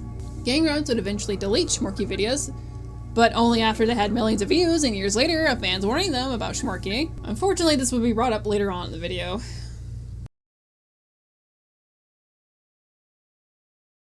Like I mentioned before, Game Grumps had different editors throughout the years. They first started out with Barry Kramer, who was JonTron's friends, before also pretending that JonTron didn't exist in Game Grumps channels. They would eventually hire Super Mega's Matt and Ryan as their editors. But on March 3rd, 2019, Super Mega would announce they quit as the Game Grumps editors. Later on that day, Chris O'Neill would tweet out, "Ha! Totally unrelated, I'm sure." Game Grumps would then hire Ben as their new editor. No one really likes Ben as their new editor. They find his editing to be annoying. Barry took his editing inspiration from Monty Python, and with Super Mega they tried to recreate Barry's style of editing because it was what fans liked and grew accustomed to. Ben had no respect for Barry's original editing style and completely ignored what fans liked. Instead, Ben would do really harsh, spastic editing with hypersexual, try-hard jokes added in. I wish that was the only weird thing about Ben. Like I said, Ben is very hypersexual with his quote-unquote jokes. Normally though, it's just cringe. But he makes very sexual jokes towards Jacob Sartorius when he was 17 at the time. It's a game a lot of people in Hollywood like to play. Is it just jokes, or are you just creepy? Another example, if you dare make a race or sex joke that literally ends your whole career, but make a joke about dead children or having sex with them, that's just you being a goofball. That's just you being heckin' funny, okay? That's just a heckin' joke, just goofy, okay? He's just, oh, that's just Ben, you know? he's just built different, you know? He's got that quirky humor. He's just a quirky girl. It also doesn't help the creep factor that Ben actually met Jacob Sartorius in real life and took a selfie with him. Ben must have learned from Arin and Suzy because he made a passive-aggressive non-apology for his unfunny, creepy quote-unquote jokes. Much like the Shmorky situation, the Game Grumps kept ignoring the super annoying as f*** concern trolling from the supposed fans. Gah! So Arin, eventually, after a freaking year, released an apology for Ben's behavior. One of our editors at Game Grumps made a series of inappropriate jokes on Twitter regarding a famous TikToker. I would not have made these jokes, nor do I think they're funny. I have approached him, and we had a conversation about why that sort of humor is inappropriate, and that I will not tolerate it as long as he is an employee of Game Grumps. He understands on both fronts. I'm commenting about this long after this has happened because in the week this was a conversation, he lost a family member. I chose to give him space to grieve. I take responsibility for that decision and for the people who I hurt through my silence on the issue. I am sorry for that. Nevertheless, despite that, I am certain these tweets were only jokes in terrible taste. I wanted to comment on it now so that people know that neither I nor anyone at Game Grumps condone any sort of predatory behavior. Arin would crack their whip and force Ben to apologize about his jokes on Reddit for some reason, even though most of the jokes were made on Twitter. Also, the actual apology is super weird. Ben claims that a family member was the one who showed him Jacob Sartorius, and he found it funny how the young family member found Jacob to be entertaining. And Jacob just so happened to be in the same cafe as Ben at the time, which is why there's a selfie with the two together. Also, the reason why he made the super weird jokes was not actually because Ben was making them, it was actually Penis Bailey, a character he created for his rap comedy group. No one knows Ben as a Sam Hyde or Dick Masterson, a type of persona who makes outrageous statements for comedy. People just know him as the current annoying editor for Game Grumps. I don't know, the Reddit posts are just still super weird to me. If you guys want to read them, you can. I'll probably pause the screen, or you can find them on the Game Grumps Reddit currently. It's literally, I just don't buy it. It's just weird. But despite all the controversy that Ben has caused as of writing this video, he still works for Game Grumps. Too bad they didn't treat Projared the same way. Projared is a video game review channel. Projared has actually had a pretty impressive career. He even had an appearance on Nickelodeon. Well, he did have an impressive career until on May 18, 2019, Projared, seemingly out of nowhere, announced his divorce with his then wife, Heidi. Heidi then turned around and accused Jared of cheating on her with Holly Conrad. Holly Conrad is a fellow Game Grump alumni and Ross O'Donovan's ex. Jared pretty much had his, Johnson spread everywhere around on the internet. Like, everywhere. Like, you couldn't say Projared's PP photos that day on the internet. You couldn't. That was because Jared had a sex-positive Tumblr blog where he and his adult fans would talk about sex and exchange nudes. To say the situation was messy is an extreme understatement. Projared had 1 million subscribers before the situation was exposed and lost over 200k subs, which he still hasn't recovered from. But there was this one accusation in particular that was very concerning. Projared was accused of being a groomer. Well, you see, Game Grumps had been privating Projared videos with them a whole month prior. Fans started noticing and were wondering what would cause these videos to be privatized. Well, you see, it was actually a couple of Game Grumps fans that accused Projared of being a groomer. This was the main concern for the fans that Projared and Game Grumps for obvious reasons. You know, Heidi accused Jared of cheating, which she failed to mention they agreed on an open relationship for a long time before, and she was actually okay with Jared dating Holly Conrad. Oopsie. Never claimed that he was a groomer. All these group accusations were just from the Game Grumps fans. On August 27, 2019, Projared uploaded a video called You've Been Lied To. For those of you who are unaware, a few months ago, some individuals circulated serious accusations against me. I'm going to make this available for everyone to read, but I'm just going to paraphrase for now. What it claims is that he had sent me nudes while telling me he was only 16, and I said that I was okay with that and continued to spur him on. It's also important to note that he states that he has no evidence of us ever interacting. So all we have to go on is his word. And in an instance such as this, where he has no evidence, my word is just as valid as his. And here's the thing with that. I don't remember ever talking to this person. None of what he claims sounds familiar to my memory at all. The actions he describes doesn't sound like something I would ever do. Nothing in it sounds right or familiar. In his accusations, Chai sets the time frame for when all of this supposedly happened, early 2016, specifically sometime between March and July.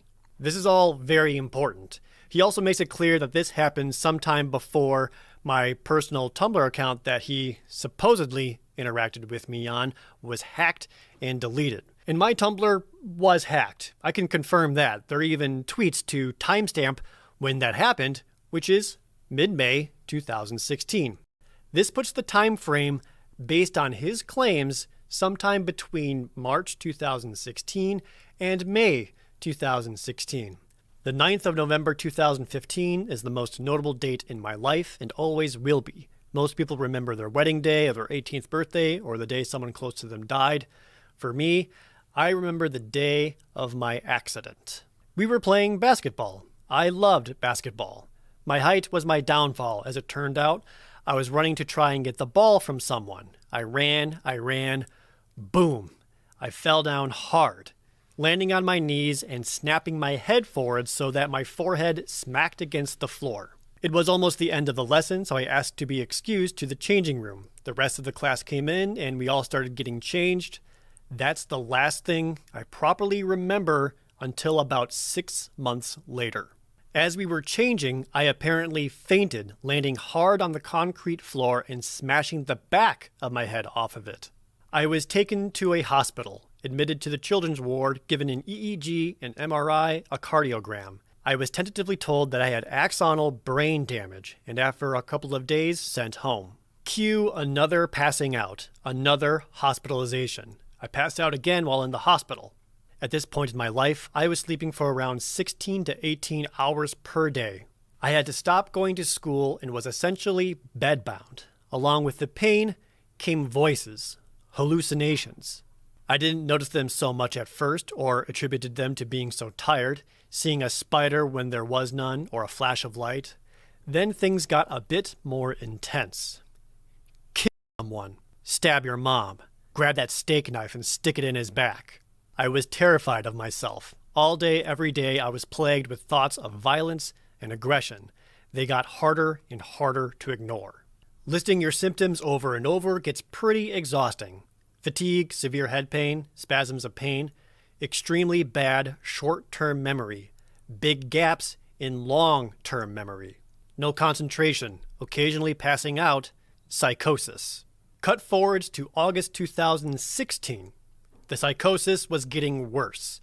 One night, I walked downstairs, opened the living room door, and told my mom that she needed to take me to the hospital because if she didn't, I'd kill her.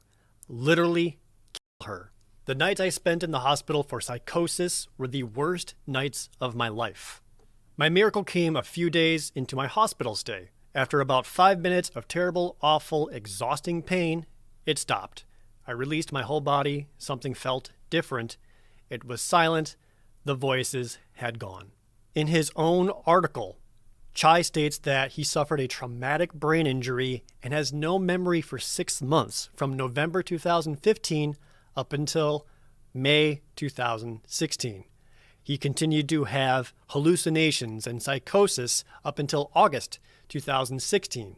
And if you are not familiar with psychosis, psychosis is an abnormal condition of the mind that results in difficulties determining what is real and what is not. Symptoms may include false beliefs and seeing or hearing things that others do not see or hear, aka hallucinations. I'll offer one final piece of conjecture. My Tumblr was hacked. The hacker was seeking to deal as much damage as possible. They were posting really grotesque things, rapid fire. They had full access to my posts, to my inbox, and to my private messages. If they were seeking to deal as much damage as possible, they would have gone through my private conversations and leaked damaging things. But nothing was leaked. Every single part of Charlie's allegations against me hinges on the belief that I didn't know their age and or didn't ask. They even argued that I should have known their age because they used the phrase, "I am a baby," as if this somehow denotes how old they generally are, even though it's used in a context of shyness or feeling intimidated. And I did ask their age, and they lied. They knew about this from the get-go, which is why on Twitter they immediately began to backpedal on their claims, changing their tone from claiming I didn't say he knew my age, I said he was predatory. Predatory behavior would be targeting an individual and pursuing after them, often repeatedly. And as Charlie had access to our whole conversation, they saw it was them who continued to initiate conversations with me unprompted numerous times for months along. Now, this does bring up the question, why didn't I ask for people's IDs? And the answer is because that would be asking people to dox themselves, which seems far more risky. Besides, there's no way to verify IDs, and it's very easy for people to Photoshop up one in minutes. And if someone is going to lie to get somewhere, they're going to lie. By the way, Charlie also would have seen that in our entire conversation, I never sent them a dick pic. So all these beliefs that Jared sent nudes to minors is factually untrue. Charlie and Chai began making these accusations against me back at the end of March, beginning of April this year. They were smearing my name back then by sending an email out with everything that you've seen already. And the first people they sent these accusations out to was the Game Grumps. Not the police or law enforcement or the person I was married to at the time, but the Game Grumps. This can be easily proven with the tweet Chai made to Arin Hanson of the Game Grumps at the end of March about the email. This Twitter account of Chai's was suspended shortly after for harassment. Sometime around April 2nd, the Game Grumps privated every single video they've ever done with me because they believed the poisoned well and didn't ask me about it. The next day, I was shown the email, and honestly, even I believed it. None of it sounded right to me, but if they were saying this, I must have done this, right? It must be true. So, I apologized to them. It upset Charlie and Chai that I got in contact with them and tried to apologize. They called my apology manipulative. Here's the thing. I apologized to them because they wanted me to. Let's go back to the email that they sent out to the Game Grumps. At the very end, Chai and Charlie state in that email that ideally they'd like me to always check the age of the people I'm talking to sexually, which I did, and to apologize to Chai and Charlie. So I did. But now let's look at the email that they sent to Normal Boots a couple of days later. Scroll down to the very same section and they deleted the part where they wanted me to apologize. They then weaponized my apology against me on Twitter after asking for it. That is literally manipulation. The last thing I want to note about this email is that Chai and Charlie made it clear that they worked on it together, and Charlie lied about their claims. This doesn't automatically disprove Chai, but their close friendship and one of them being a liar does cast further doubt on Chai's claims, especially since he has no evidence. How can we trust Chai when his cohort Charlie was already lying? Something I've been trying to figure out through all of this is, why would they even do this? Why make such dishonest claims? And for as much as I have mulled it over, I can only come down to the most logical conclusion, which is also the simplest. Money and attention. It's very clear that they both adore attention and desired it from the internet and especially from the Game Grumps. Both of them are massive fans of the Grumps. This is really easy to see from Chai having another article on Medium about meeting your idols and talks about meeting the Game Grumps the entire time. Charlie has another Tumblr called Ego Banged, dedicated to sexual fantasies of Dan and Arin, fan fictions, fan art, and discussions of them having sex with each other, along with Charlie talking about their own sexual experiences, desires, and fantasies, which also contradicts their claim of being inexperienced, innocent, or a baby. Charlie even tweeted at Ross of the Game Grumps about watching a gay porn with an actor who looks just like him in 2015. The grab for attention ultimately proved successful.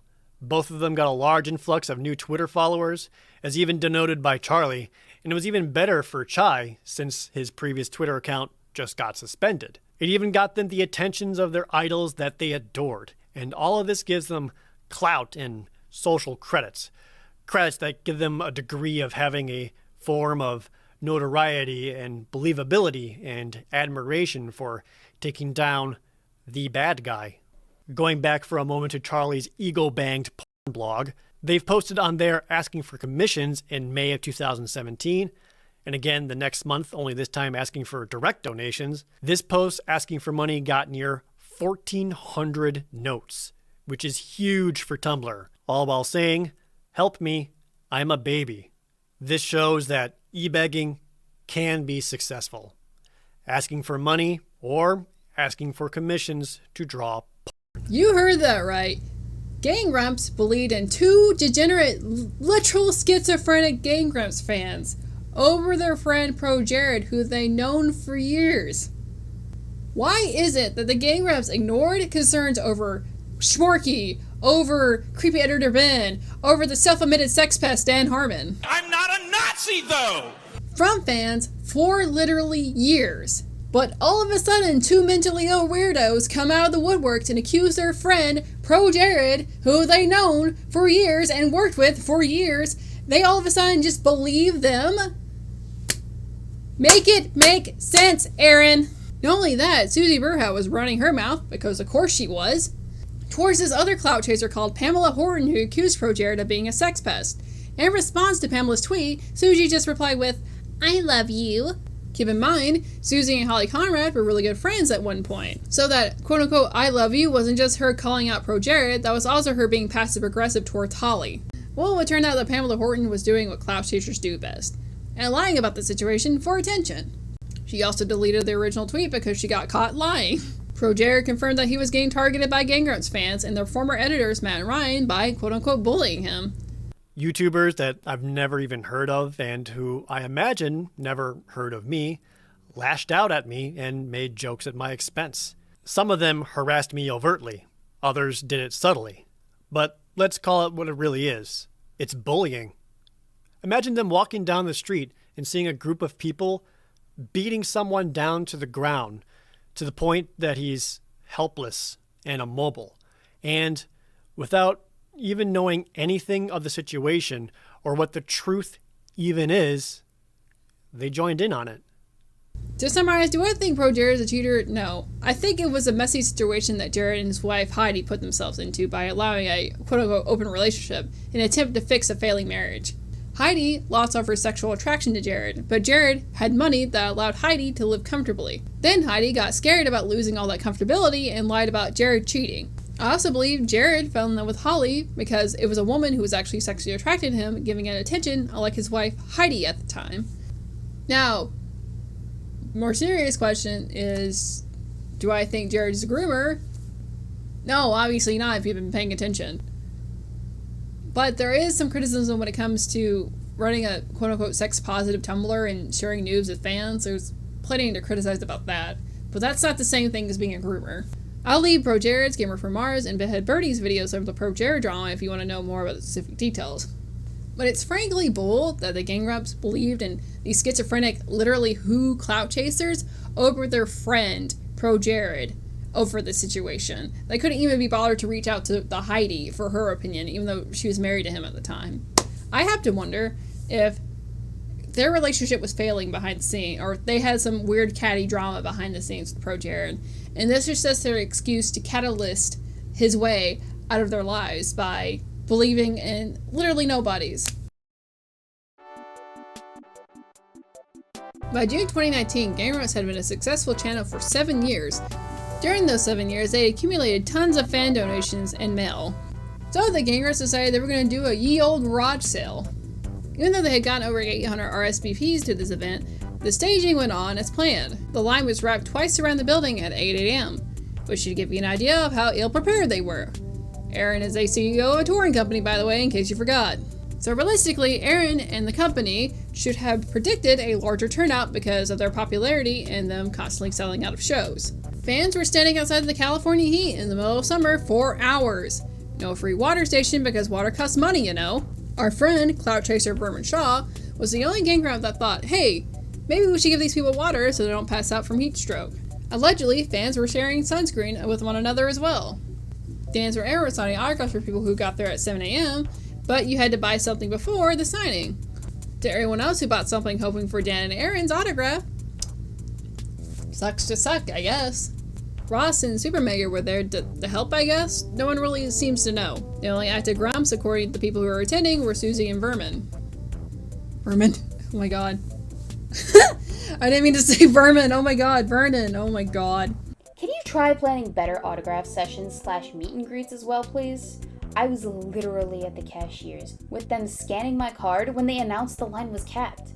It broke my heart, and literally ruined my entire day to not be able to meet you or the others.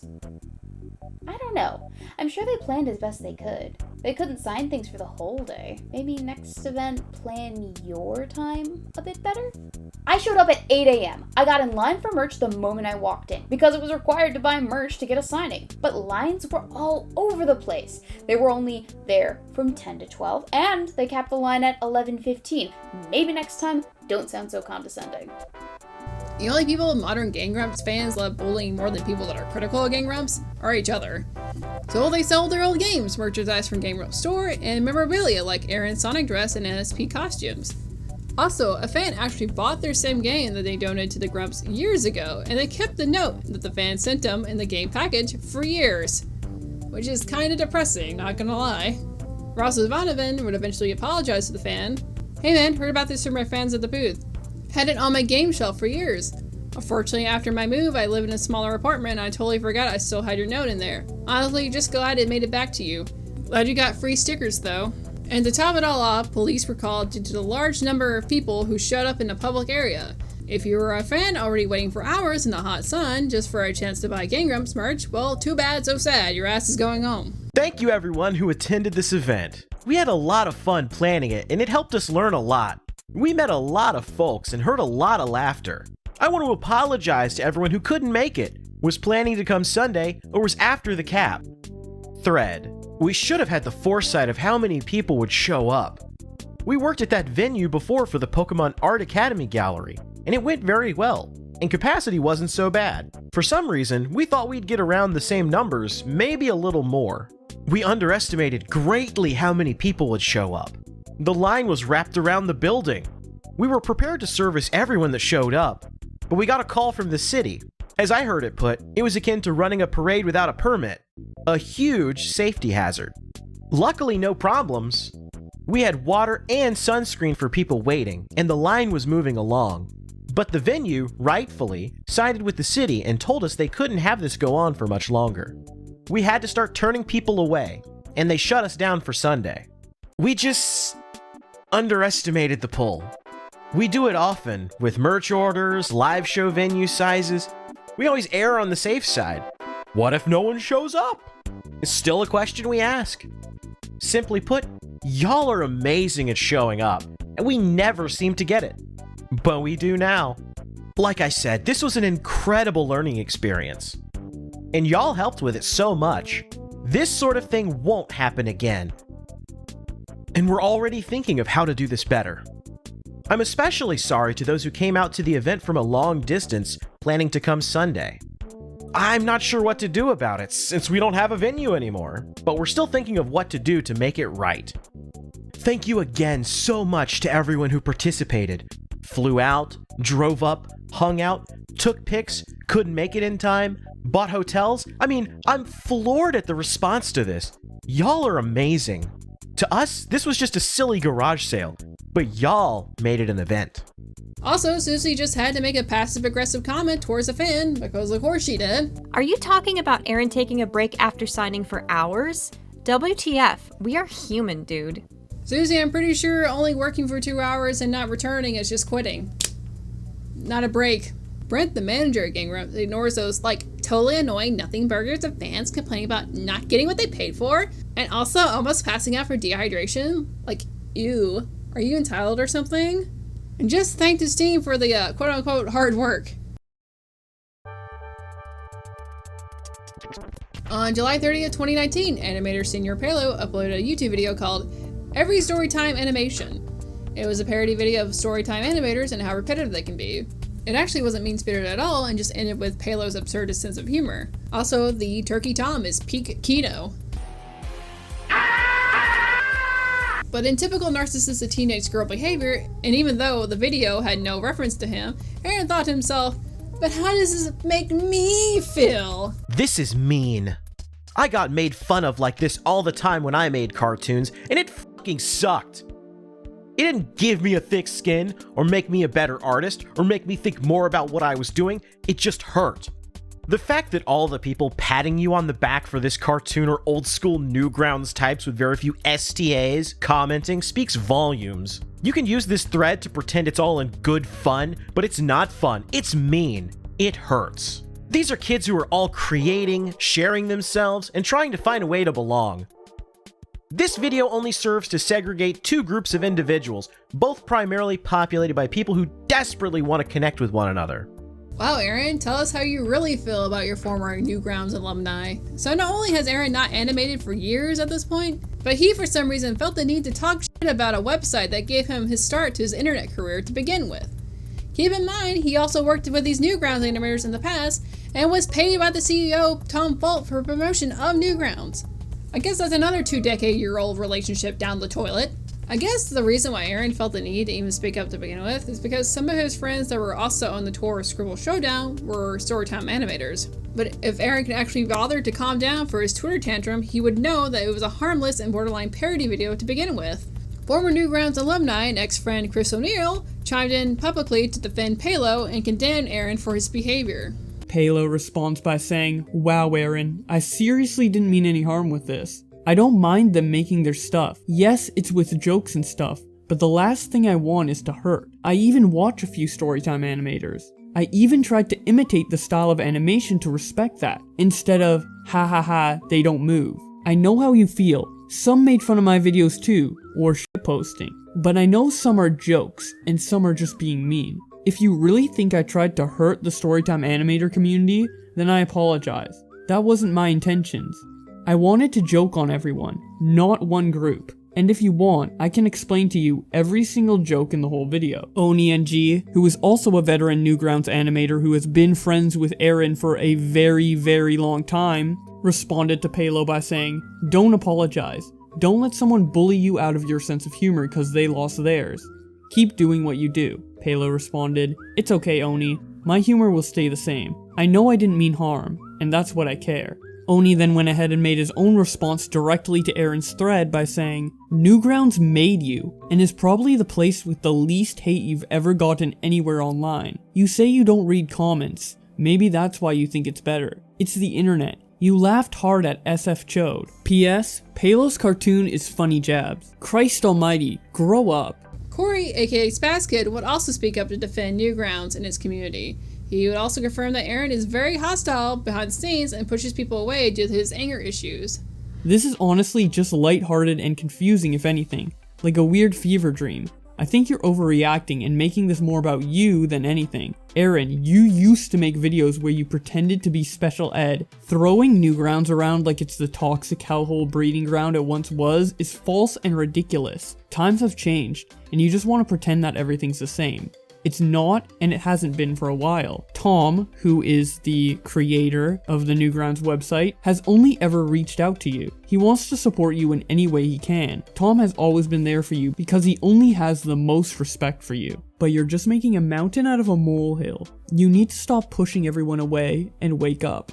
Spazkid then clarified by saying, "For your information, when I was referring to Arin's past shenanigans, I wasn't trying to make a, look, you did stupid shit in the past, thing. I was trying to prove how Arin used to dog on his own appearance and goof around because he had thick skin. Him building himself up otherwise is wrong." Tom Fulp also gave a side of the story of how he was disappointed in Arin. "I really don't think he left Newgrounds because a lot of people gave him a hard time.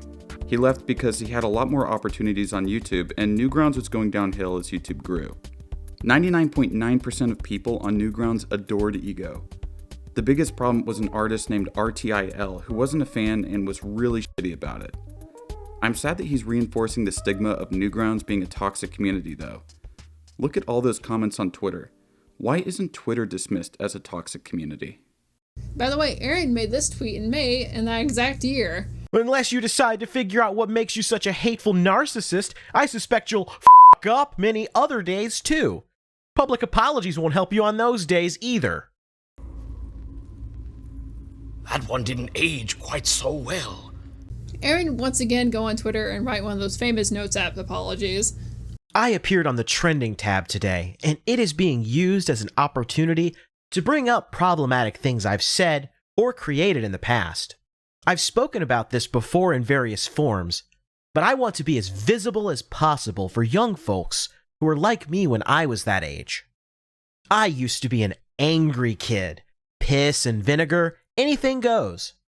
I know now, and have known for quite some time, that certain words hurt, and I am ashamed of having used them. I've made jokes that aren't okay, and said words that are hateful. To those I've hurt, I'm sorry. No one should hurt because some kid thinks he's above it all and thinks he can say anything he wants. You all deserve respect, no matter what you look like or where you're from or who you love or anything else. and I did not give you the respect you deserved when I said those things years ago. I realize there are young folks who look up to me, who invite me into their lives by watching my shows frequently, and I don't want them to think that using hurtful words and making hurtful jokes is okay. It's not. It never was. It is wrong and hateful, and I don't approve of it. It is a damn shame that I had to act out in my youth at the expense of others in order to learn what was right. I hope many young folks after me can skip the acting out part. It is not a necessary step for growth. I know this may become a discourse about cancel culture. It is a complicated topic, sure. But at the very least, people are right to be upset over things I've said.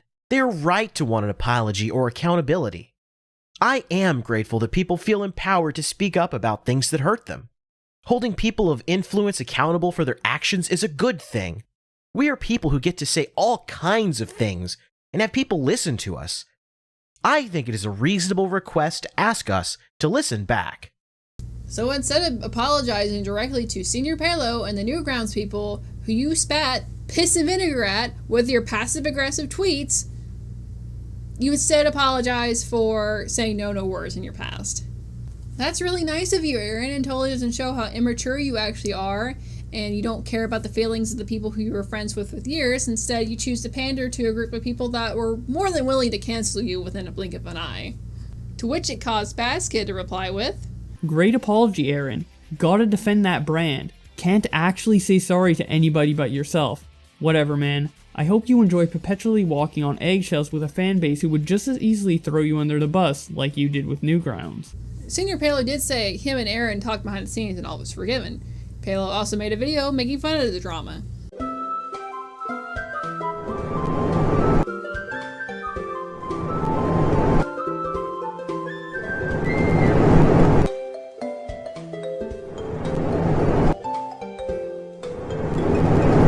And that was the Senior Pelo drama. And then Suzy's private Twitter got leaked the same day. On August 1st, 2019, the same day Arin released his non-apology over the Senior Pelo drama is when an anonymous source leaked Suzy Berhow's private Twitter. Now, I don't like speculating because I like to prove whatever I'm saying, with facts and logic, as you will. But I felt like Charlie from Always Sunny with Pepe Sylvia, where he's like pointing out the graph of everything, where how it's all fucking connected, with this leaked Twitter drama. There was an Immigrant account that was solely made to leak Suzy's private Twitter at Starboy2345. Now, the only thing we had to go by to figure out who might have been the leaker was that they were really close friends with Suzy at the time. At least good friends within the year of 2018 that these tweets were screenshotted. I also don't know the exact number of followers there were, but I believe it was about up to 10. You could find fellow Game Grumps alumni interacting with this account. So this person was holding on to these tweets for a year, and they're waiting for something big to happen to Arin, so they have a reason to leak these tweets. Well, let's examine these tweets of Suzy Berhow, what her thoughts really are when she thinks no one is looking. I wonder if I'll ever be this skinny again. I wish I had the power to get an eating disorder. So there are 2 tweets of Suzy complaining and wishing that she could inflict the same mental illness that eating disordered people go through that causes them a lifetime of trauma and sadness. That's nice, but the worst tweet is this one. My working con must-haves? A bar of Lush soap, powdered Pedialyte, vape pen, and so many faux smiles to paste over my mouth for the people that stand in front of your booth to tell you their life story for 30 minutes and buy nothing. The con she was talking about was TwitchCon 2018, a con she attended with her husband Arin. So if you attended this con and you realize that she's tweeting and talking about you, I'm genuinely sorry. Like, that's actually heartbreaking. That to know these people that you looked up to, that help you go through a hard time, that you watch when you're stressed out, that give you a smile, and this is your first time getting to meet them. Like, and this is how they view you, as these walking, talking money bags. Like, you're not worth their time unless you're paying their bills. It's genuinely disgusting. Like, it bothers me deeply. I don't find it cute. I don't find it quirky. I don't find it funny. I find that genuinely heartbreaking that these people look up to you, Suzy, Arin, or anyone else this could apply to, and they're not worth your time. You don't care about their history. You don't care about who they are as a person if they aren't paying you. That's fucked. That's fucked. That is mean, Suzy. You're a mean girl. 'Cause you are a mean girl. You're a bitch. These fans have given you and your husband a cushy lifestyle, and you're just completely ungrateful. 100% ungrateful to these people who have given you such privilege, if you will. I would say you need to feel empathy, but I doubt that these people have real human emotions to where they could actually feel remorse.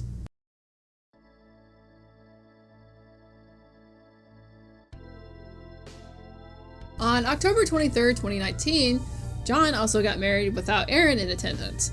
That same wedding had featured Ethan Klein before he fell off, a peanut butter gamer who actually had a public falling out with John years prior and became friends again. Chris O'Neill was also one of the guests. People are starting to wonder and think to themselves, why isn't Arin at John's wedding? Well, there's a multitude of reasons why that could be. One of the reasons may have to do with what we had mentioned before, where John was in attendance at Arin or Suzy's wedding, with it being only a few months after John had quit. Another reason that it had been 6 years at this point since John left. All the gang grunts, even Barry, who was John's friend, pretended that John never existed, and it was weird and awkward to say the least. I think one of the biggest reasons JonTron was exiled was his debate with Destiny. You see, our boy JonTron has the not politically correct opinions on current year politics. He made fun of the Women's March and was even on a livestream with Sargon of Akkad talking about Gamergate. So somehow or another, JonTron ended up getting into a political debate with this little-known streamer at the time called Destiny. You see, before there was a debate me bro stereotype that's fairly popular with streaming nowadays, Destiny was a pioneer of online debates, if you will. People credit this debate with JonTron to set off Destiny's online career. And oh boy, was it a shit show! The fallout from this debate left John to have multiple smear campaigns written about him. Sociopaths, aka journos, and hypersensitive people who already didn't like JonTron were calling him a quote-unquote white nationalist instead of actually watching the debate. I watched this debate so many times over the years, and do I think JonTron's a white nationalist? Well, obviously not if you've been paying attention to my tone this whole time. JonTron never advocated for a white ethno-state. Also, John is half Iranian, which would cause him to be a very ethnically diverse white nationalist. White nationalists aren't very inclusive and tolerable from other races, from what I've heard. Now, did the debate make JonTron look good? No, not really. I don't expect any blue check mark comedian to be a good debater, especially because it seemed like JonTron impulsively hopped on Destiny's debate and quickly realized he f***ed up. John does end up sounding really condescending and not confident in what he's saying. John was obviously a poll browser, which is where he got his crime statistics from, which if you don't know what poll is, it's full of feds nowadays, but people post pretty edgy politics with not great resources to back up their claims because it's freaking 4chan. But hey, don't listen to me. Destiny pretty much says the exact same thing. So do you think John is any of those labels I mentioned earlier, and why? I have a really hard time ascribing like a really radical ideology to somebody unless I know they spent a lot of time thinking about it. Mm-hmm. So like somebody that JonTron always came off to me as like somebody that just probably spent, in my opinion, because obviously my politics are pretty far left, probably just spent a little bit too much time in like certain like 4chan groups, because a lot of the stuff that he was saying seemed like it was echoing stuff that came out of the politics board, or stuff that would have been like on the Donald subreddit. But I don't know if he's like a hardcore, like a very strong political ideology, done a lot of reading and everything. Yeah, so that was always just kind of like my take on it, was somebody that just started reading too much of like these particular types of memes, got into these communities, and I started repeating their talking points. In December 2017, Gang Grunts pretty much confirmed that they would never do a show with JonTron ever again. It's been a long time since I've talked to John. We're not on bad terms. We're on fine terms. It's just that he lives across the country. Questionable if he'll be on the show on Guest Grumps due to recent things that have been said. Yeah, very questionable. Do not agree with any of those things. Yeah. So I wouldn't want to promote that idealism. Yeah, it's it was always kind of maybe yes, maybe no. Because of that, like, it's probably a lot closer to no. But that's not our fault. That's not our fault. That's just something that happens. Actually, Danny, it is your fault, because you as an adult, you get to choose who you associate with. Just like how you and Arin choose to associate with well-known sex pest Dan Harmon. Nazi!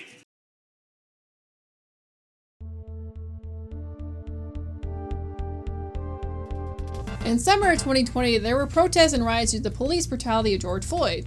So on June 3rd, 2020, Arin tweeted this out. Game Grumps has received many requests to make a statement about BLM. I am in support of BLM personally. I'm torn because Game Grumps is a brand, not a person. Would love to hear y'all's thoughts on this. Please let me know. Thanks for the feedback. My hesitation was that a statement from a brand would ring hollow. I realize from your feedback that silence is a privilege many don't have, and I find myself angry that I had any hesitation to begin with. Arin, why do you, as the CEO and face of Game Grumps, feel the need to get permission to post BLM, Black Lives Matter, if you said it on your personal? Like, you're literally the face of the company. You don't need permission for fans to post political stuff, because you're the face of the freaking company. Plus, he tends to shove his politics in anything he does anyways, all the time, especially on Game Grumps. But I don't know why this is the one time he felt the need to, ask for permission. Even fans who were supporters of BLM were confused about him needing permission, and of course gave him the whole white privilege spiel in response. This also caused ex-fans who noticed that Arin needing permission to post BLM felt super performative and hollow, to quote Arin. So this promoted these ex-fans to spam the Arin saying the N-word compilation. So I'm going to have to censor this next part of the video because I don't want to get age restricted. But you can find all these videos directly on YouTube. But also, if you want to see the full uncensored on YouTube version, because I do have to cut out quite a bit and adjust some stuff for YouTube. Sometimes it's for copyright, sometimes it's for no words like this. Support my Patreon, yeah, link down below. Well, Axel dropped a lot of N-bombs back in the day, so I've never really been a fan of his either. Well, that makes sense. Yeah. Yeah, I wouldn't either. Yeah, he dropped some N-bombs. Oh, cool. Wow, right in the songs. Oh, fun. Cool. How did he get away with that? 1988 was a different time. How the hell? Yeah, the song 1 in a Million. That's right. God, it's been a long time. That was when I was in 3rd grade. What is he? Well, I guess I can't ask you to say what he says. I just can't imagine the context of, like, this super white dude just dropping N-bombs in a fucking rock and roll song. Seems a little inappropriate. Ain't it a loss to figure out how I'm at a loss? I got instructions to file my deductions. I ain't no CPA. No way. I'm a fucking deducting master, e-foul disaster. I'm a fucking deducting master, e-foul disaster. I'm a fucking deducting master, e-foul disaster. I'm still trying to think of the most racist thing I've ever done. There's gotta be something. Okay. We were. You dropped someone off who was black. You had to say like nigger like 30 times. Oh, yeah. To get out of your system. Fuck anime. I take care of him, HXC. Yeah, for real, nigga. When did this game come Hey, let's out? see what people are saying on the forum. Are you fucking Oh my god! Oh my god, holy shit! You can just fucking scream the N-word? What? The hypocrisy of Arin Hanson is one of my favorite YouTube videos ever. And people were also able to find this 10-year-old podcast featuring Arin defending saying the N-word. Or at least they used to, before YouTube decided to remove this video for quote-unquote hate speech. Thanks, YouTube. You make everyone's jobs on this platform way easier. Deleting things regardless of context or not. You guys are awesome. Thanks. So the day after Arin asked for permission to support BLM, the official Game Grumps Twitter account posted this. We at Game Grumps support the efforts of the Black Lives Matter movement and stand firmly against white supremacy, racism, and police brutality. We are donating a total of $20,000 to charities that support Black-owned businesses, Black LGBTQ+ support groups, and bail funds to help protesters who are fed up with the shit. We have listed these charities in the replies, which you too can donate to, even if it's a small amount. It all helps. If you are at all offended by these statements, there are a ton of other internet shows you can go watch. This is where we stand. We're not releasing any new merch items this week out of respect for the movement and to reduce noise. However, we cannot make this statement without acknowledging our own history. it is extremely necessary that this be said with the context that Game Grumps has posted content for many years, and in those early ones we used hurtful language and hurtful jokes, sometimes at the expense of people of color, black, gay, or trans people. There is no excuse for this. For those who we've hurt with our words, and from Arin, Dan, and everyone else at Game Grumps, you deserve an apology. We are deeply sorry. We shouldn't have had to have made these sorts of mistakes in order to be better. We shouldn't have had to hurt people to learn. You also shouldn't have had to wait this long for a formal apology for it. We believed that simply stopping that kind of behavior was enough. But we understand that the hurt of those affected deserves to be acknowledged. And the problem deserves to be talked about openly. You deserve respect. And we did not give you that respect in those moments. That. We have to be better. And again, if it bothers you that this is where we stand, you can easily unsubscribe. Join us in getting active. Check this thread for ways you can help fight white supremacy and police brutality. Stay safe out there. F*** white supremacy. F*** police brutality. Black lives matter! Later on that same day, Suzy released an apology for saying the N-word. Oh yeah, Suzy also thought the N-word was funny too. There is a video making the rounds online of me from a stream 10 years ago, and I want to address it. In this video, I made a very poor taste joke about a word we should never use, which in turn showed how small, ignorant, and insecure I was. I am ashamed. I am ashamed it has taken me so long to address this, and I am ashamed it even happened.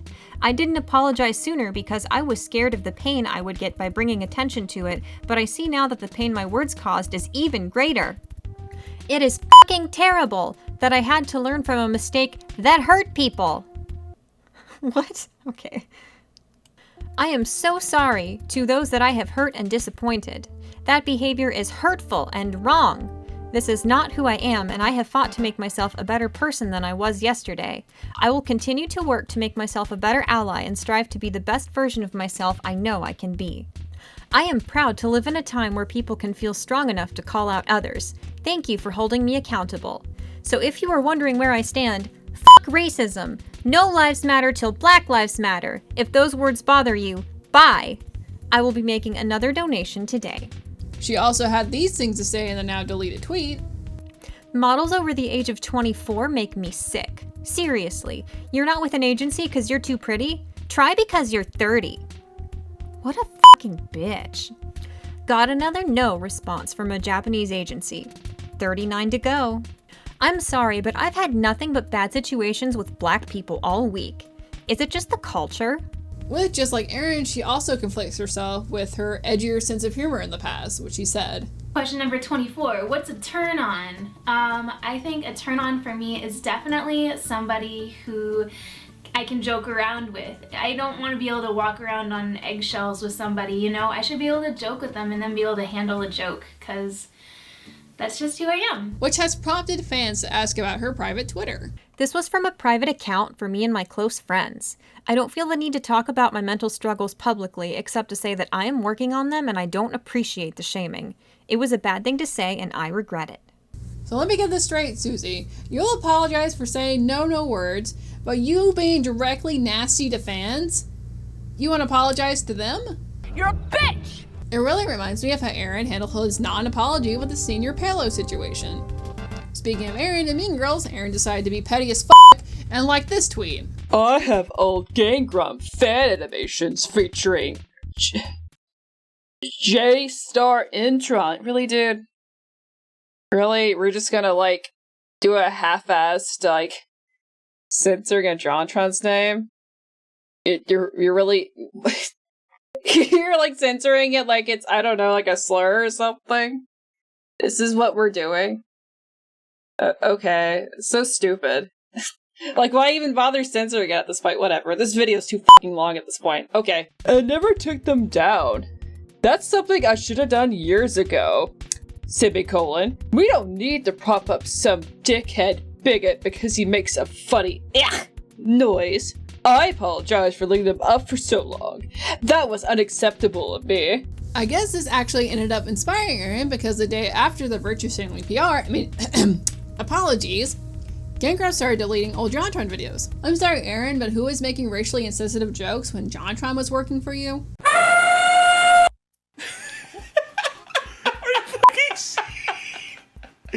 Oh my god! Oh my god, holy shit! You just fucking scream the N-word? In typical American fashion, Game Grumps blamed the Iranian man. And what do you freaking know? Another contradiction from Arin saying he would never delete videos.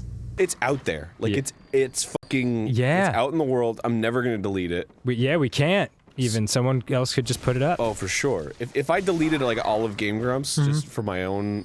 You know, because I don't want my enjoyment. Kids to see it. Yeah. Somebody's gonna fucking re-upload it. Absolutely.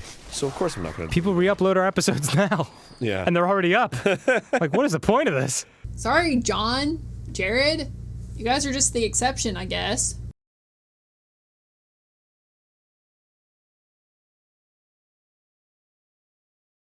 You thought we were done talking about Sex Fest? Of course not. It's Hollywood we're talking about, baby.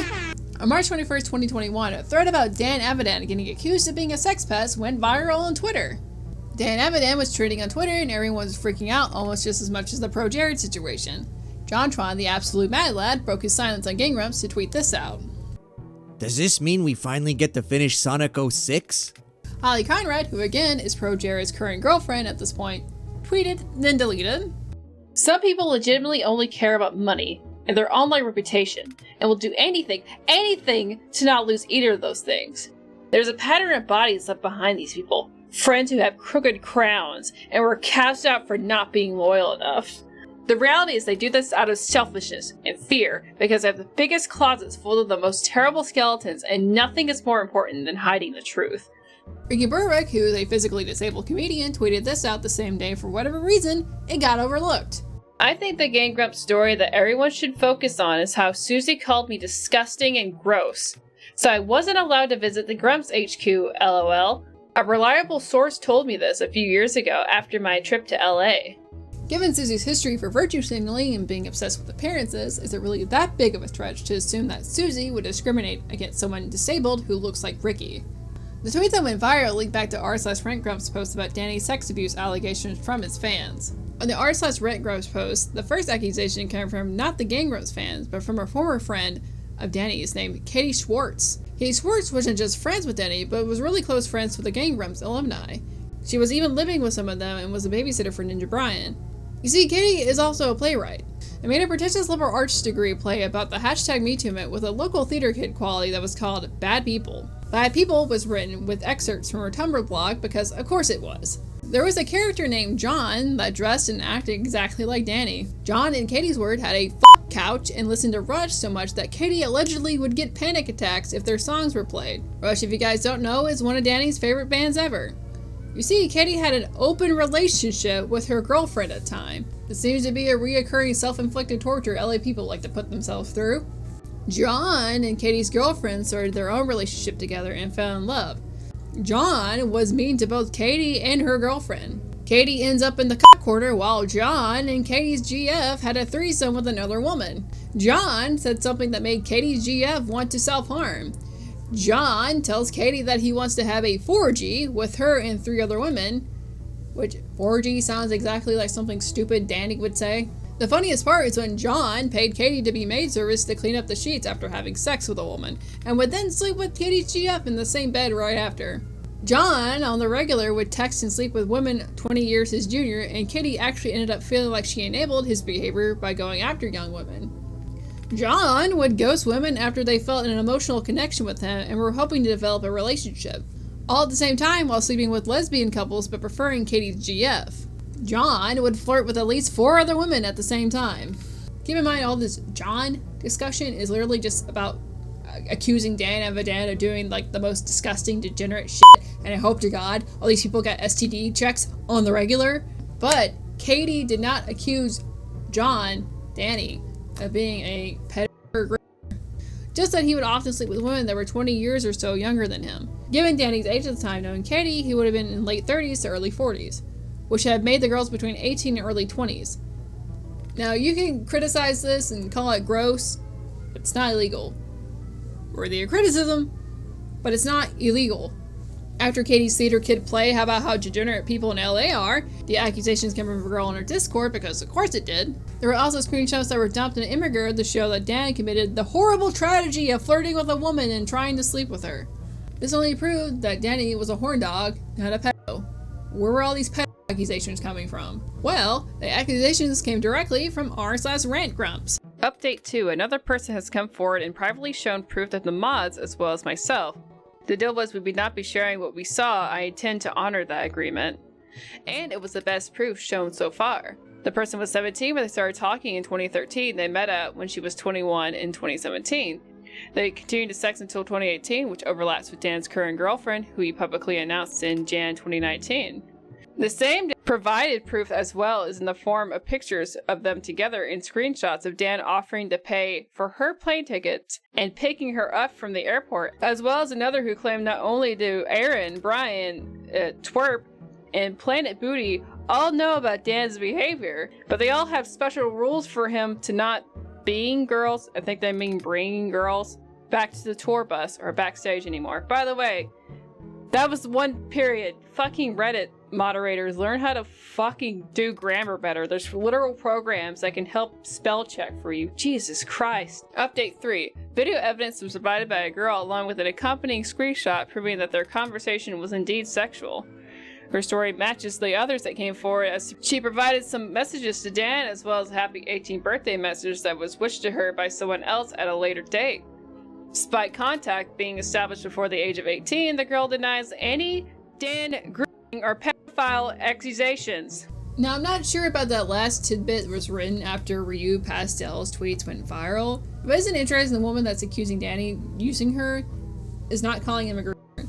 Danny would be reached out by Game Revolution where he defends him not being a groomer, but apologizes if he ever made anyone upset. While the post didn't show any legal wrongdoing on Dan's behalf, the claim that he had been in contact with the fan before she turned 18 led to allegations of grooming, which Dan refuted.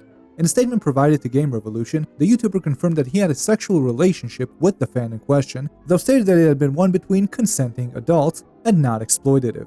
Quote, I stand by the fact that any interactions that took place of a sexual nature with the person in question were done when she was 22 years old and we were both consenting adults, Dan said. The claim I engaged in any predatory behavior is simply untrue. I have made mistakes in the past and I apologize if my actions or words ever made anyone upset. But those mistakes were never ill-intentioned, exploitative, or illegal in any capacity. End quote.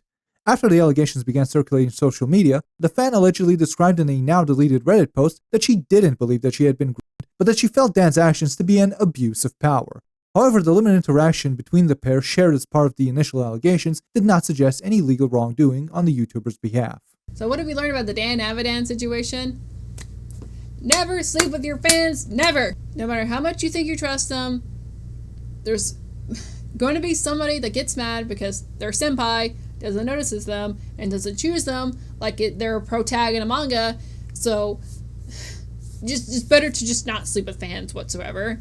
It shouldn't be surprising that anyone who calls himself Danny Sexbang likes to have sex with a lot of women. Now, is Danny a womanizing rock star who likes to sleep with a lot of women? Duh. Dan admires rock stars from the 80s where drugs, sex, and rock and roll were the regular lifestyle of these dudes.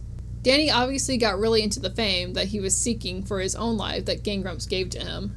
Danny's what we industry professionals call a fuckboy. Being a fuckboy, womanizer who ghosts women isn't nice, but it's not illegal. Danny is married nowadays and doesn't sleep with random women anymore. One thing I'll give Arin and his crew credit for is standing by their friend and believing him, keeping his mouth shut, and sticking with his friend who's falsely getting accused of being a pedo. I'll give him credit for that. So why the fuck did you not give Projared that same treatment? Why the fuck did you believe in these two schizophrenic fans falsely accusing him of being a pedo and not even being bothered to reach out to him? Why the fuck is Danny the exception except for the standard practice of how you handle these situations with anyone that you worked with? Make it make sense, Arin.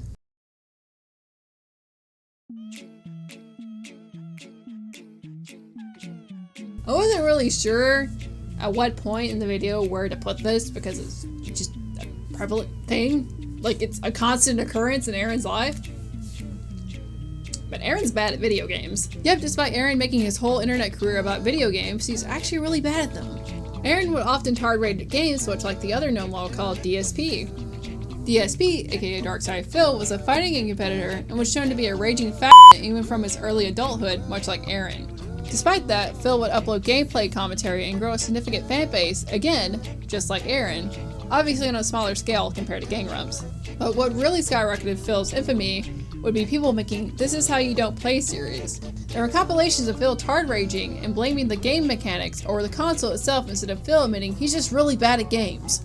One of the most popular This Is How You Don't Play series featuring Game Grumps is Arin getting mad at the Legend of Zelda series, which Arin has been critical about before in his sequelitis videos. There's always been this one part in his sequelitis series that's always bothered me for years, where he's like complaining about Z-targeting being bad, where you can't see anything, but then he falls in a giant hole. Z-targeting creates a strange disconnect from the world around you. Like, it's literally there, Arin. Like, it's one of those things where children see the giant hole and avoid it. But you somehow complain Z-targeting for not seeing a giant hole. But don't you dare critique Arin Senpai's sequelitis videos or you'll get mass disliked for disagreeing. But honestly, the This Is How You Don't Play Ocarina of Time is the best critique of Arin's sequelitis video. Because it's literally just Arin versus Arin. Like, I'm not gonna knock it for the time that it came out. Fucking this game was amazing when it came out. No doubt. But it's just that people are still like, this game is wild, that's amazing! And it's like, I don't know. Some games there's been better since. Yeah. My bottom line was that it seemed really, it just seemed really unfair to, like, gaming at large to consider this game like a flawless masterpiece when, like, it has flaws, and I feel like it's useful to examine them. Gotcha. I see. Did that guy just talk to you in his sleep, by the way? Yeah, he's like sleep talking. Is that a problem? Now I feel safe. Boobity-doobity. Is this the song you wanted to hear? Yeah, I gotta play him fucking the Song of the Forest or whatever the fuck. Did I not learn it? Oh, I'm dancing! Oh, I'm dancing! Oh, goddamn! Oh, fuck, that song is so good. Ah, shit. Was the Ultimate Sandwich the one with the ring? Yes, that was in a club. Oh, okay. That was in a club called, fuck, I think the Creek in the Cave? Something like that? Be careful, you're about to die again. I can see that, Daniel. Look out! Look out! Look out! Nope, this one. Not this one. This the other one. Or is that one coming again? No, this one's coming. Whatcha? Oh, what the fuck? I didn't think his reach was that long. Dude, these guys are really fucking you up. Well, it's because I fucking show up and I suck.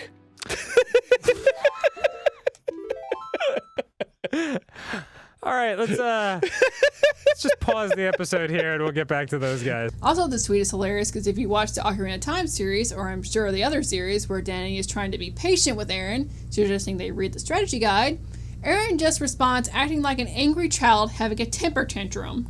I don't think I ever been mad at a person being nice to me. And then made up a scenario. Whoa, you're fighting a boss. Yeah. I mean, he's whatever. Ah, fuck, I just landed in the goop. All right. Landed in the goop. Well, maybe I'll just lie down right here. Now you've got goop face. Do I really have to go, like, all the fucking way through this stage to get back to this boss? If you do, I will read some Teddy Roosevelt shit. Oh my you do. God. And I gotta get health, too. You gotta get health. You gotta get health. Let's pause the episode and get health. Nah, man. Nah, man? Just read some fucking Teddy Roosevelt facts. You know what? I'm gonna pause the episode and we'll get back to it because I actually do need to find out where to get some, like, fairies or something. Okay. I don't know off the top of my head. Okay. Yeah. How about a little bit of that? Okay. And then fuck you. Nice, dude. Super easy, dude. You're whooping up on him. I don't even need the fucking potions, dude. Yeah, Arin got some potions while we were paused. Whoa, hey, whoa. Break out that potion. Chilled, bro. Ah, shit. I can't find. Oh, shit. No, he killed me! Arin. Ah! Oh, God, I'm so angry at you right now. I'm so angry at you right now. It's so unnecessary. Whatever. I'll fucking... well, at least I didn't waste the red potion. What do you mean waste the red potion? I didn't waste it! you would have used it and then won the fight. That's the opposite of wasting. Oh my god. So not angry after eating rice. Just white rice with soy sauce. Yeah, it's fucking delicious. Did I just fall back in the... Are you kidding me? You sure did. Are you fucking kidding me right now? What Arin, no, whatever, dude! It's confusing! You just pull the bow back and it's like... Son of a bitch! Who the fuck is calling me? Wow, it really... Arin. Hello? Ah, goddamn it! You are not that good at this. No! Oh man, oh man, oh man. I'm so, Don't even with your purple hammer pants. We're not ending this. What? No, we gotta! We're not ending it until you save another dude. Oh man, not doing they're hard to save. I know, and you gotta save 3 more. Still. No! It doesn't, god damn it.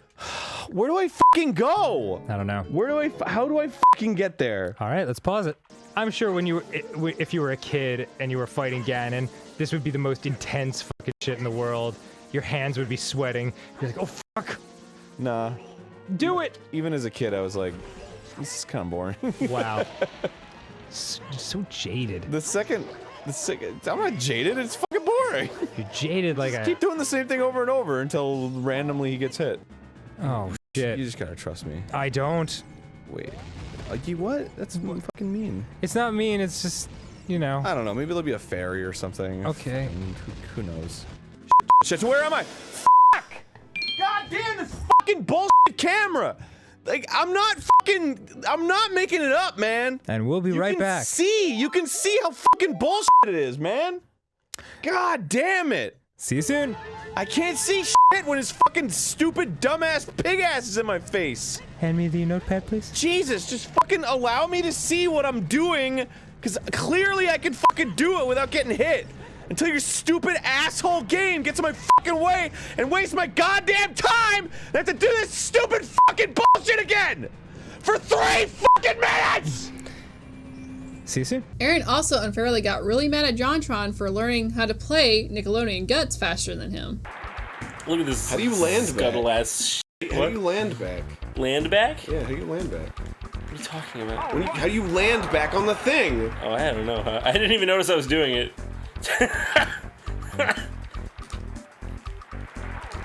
Oh yeah, look at that. I've been landing back. How do you do it? I don't know. I feel like I can't tell you because it's a competition. Oh, because it wouldn't be fair.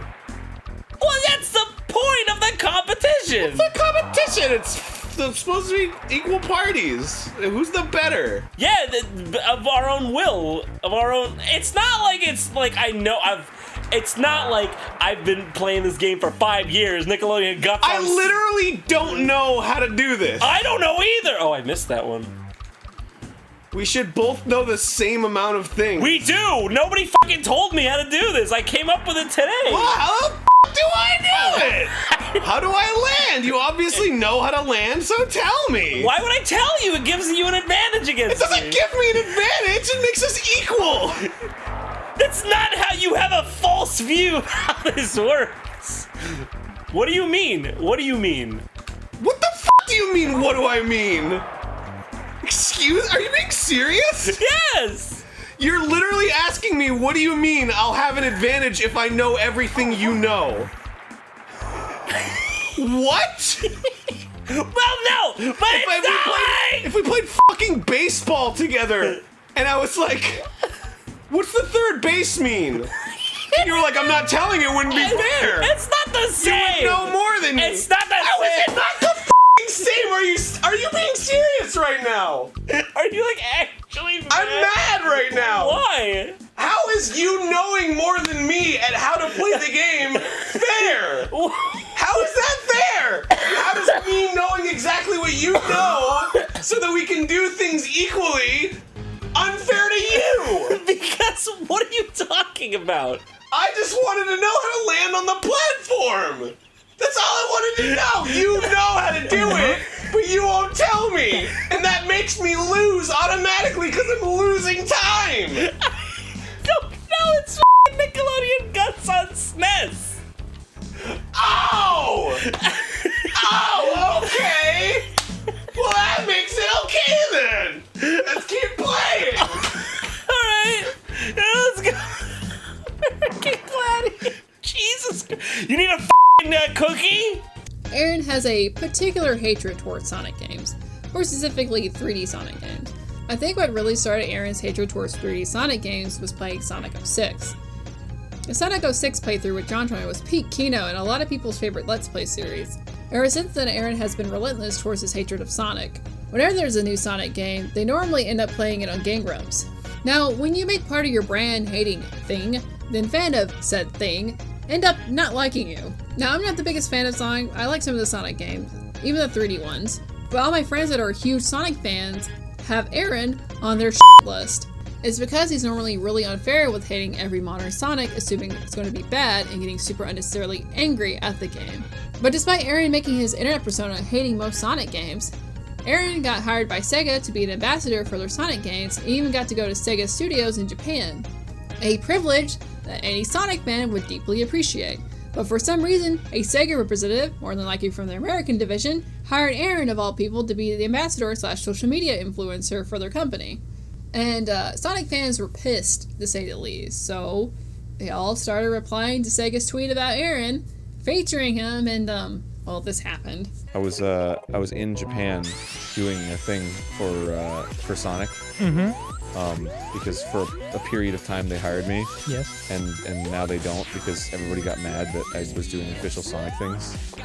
Why? Because you're notoriously honest about your Sonic opinions? Yeah. I see. But which, like, fine, whatever, I get it. But it also pisses me off because I love Sonic. Anyway, your relationship status is definitely, it's complicated. So if any of you at home are wondering if your voice makes a difference, it does. Yeah. And it ruined my life. Whenever they would post something with me in it, and all the comments on Twitter were like, "What the f***? Arin hates Sonic. F*** you, Sega." They saw them. Anyway, that's funny. Sonic fans were vindicated. Also, Arin got so mad at a video game he himself one time. This is probably like the best I've ever done in any game. Is that right? Because just the level of hardness. Come on with the f***ing jellyfish! I shot it like 3 times! I shot it like 3 times and it wasn't dying! I think I sharded myself!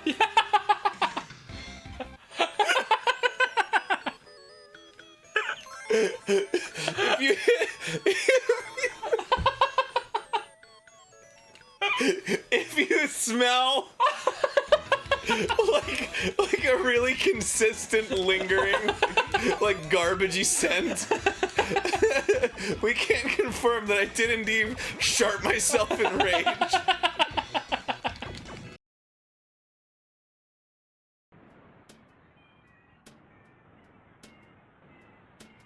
So what is Arin the Game Grumps staff up to nowadays?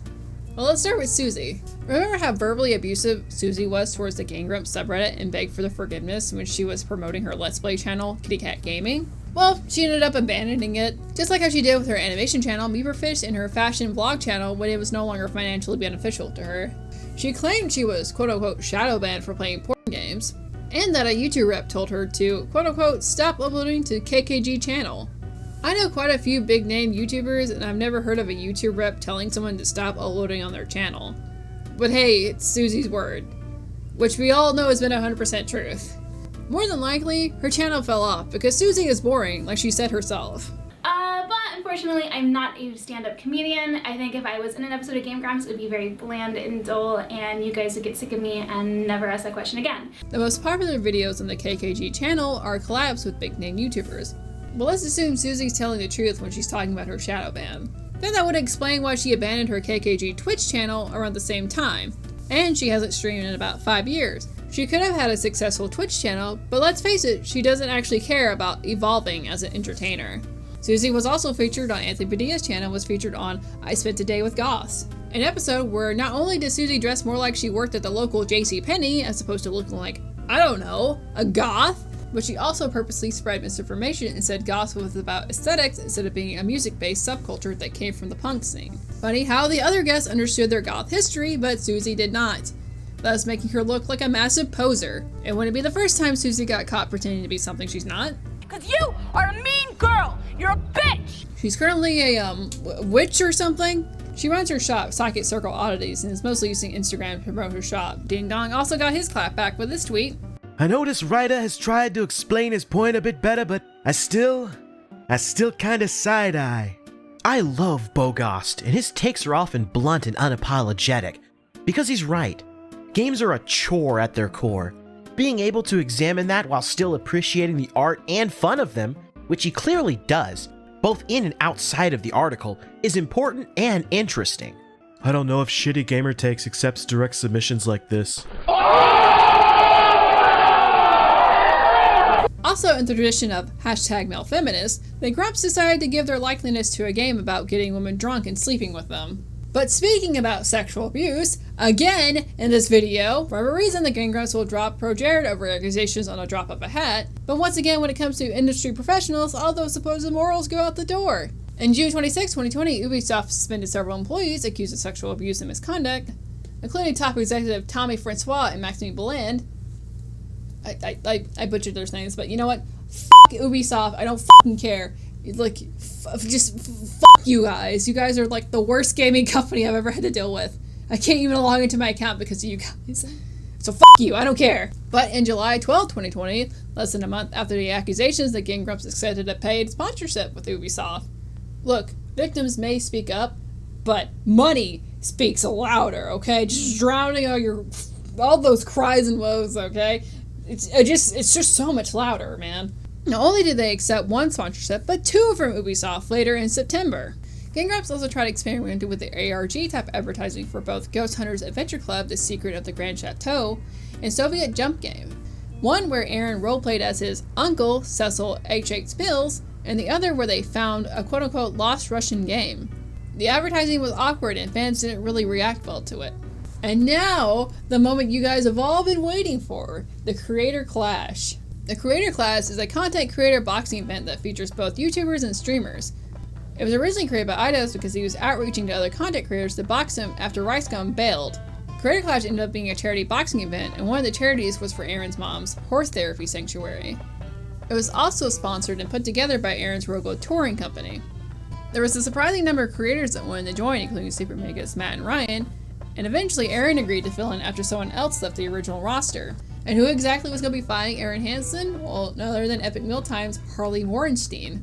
This ended up being the most anticipated fight, even more than iDubbbz vs Dr. Mike. But why is this? In these boxing events, there needs to be a bad guy and someone else who beats up the bad guy, so the crowd has something to get excited for. None of these creators had any real beef with each other. Even their shit-talking before the match was lame, except for Harley's. And you know what, I gotta tell you something. Arin's a chill guy. I like him. I do. But I want to tell you something else. And I get it. There's not a lot of people watching Epic Mealtime in 2022, but the people that watch Game Grumps fucking suck. He's got, and I'm going to be honest for a second, he's got 8 billion views, and I always ask people, yeah, I'm boxing Arin from Game Grumps. They don't know. Because the people that watch Game Grumps, they're not out there being real people. They're not real people. They're weird fucking mutant people, and I'm not just saying it like I'm making it up. My Twitter timeline is filled with people like, Arin's gonna fuck you up. And then I look at them, their display pic. It's like muscular Shrek sucking his own dick.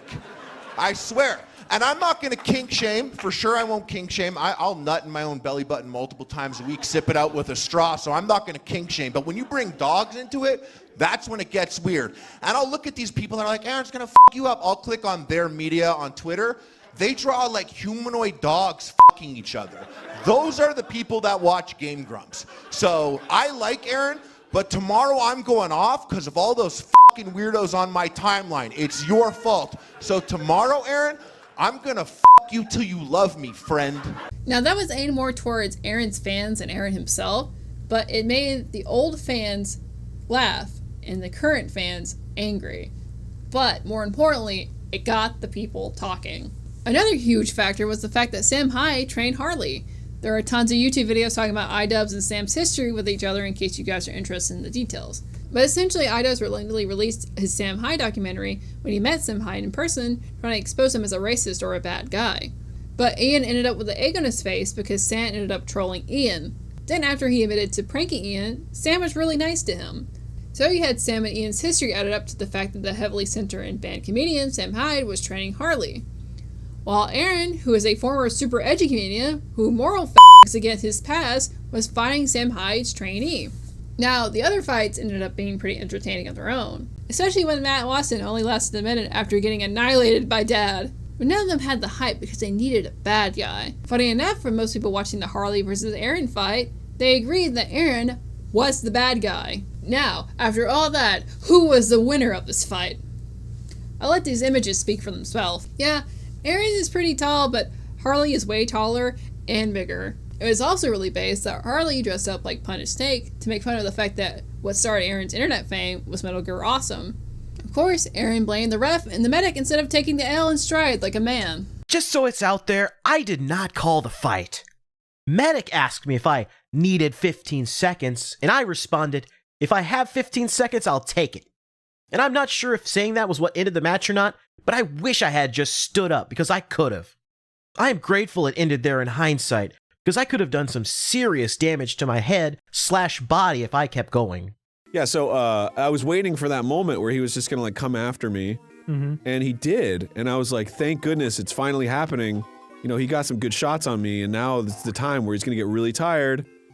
And right after he came at me and I was blocking, which was like, you know, I don't know if you can see it on the replay, or I haven't even watched it yet, but I don't know if you can see it on the replay or not, but like, it wasn't doing anything to me, I was just blocking it the whole time. You mean like when you're kind of like... He was like cornering me. Turtled up. Yeah. Yeah. Because that's what you're supposed to do when that happens. You're just like, oh, I'll cover up and I'll just block all the shots and whatever. And then they called it. They like took me aside and they were like, are you okay? And asked me all the questions and stuff. And I was like, I'm fine, dude. And I was like kind of frustrated because that was the moment where there was 30 seconds left in the match. I was like, you mean in the round? Yeah, in the round. So I was like, dude, what the fuck? Now he's like resting. This is completely unfair.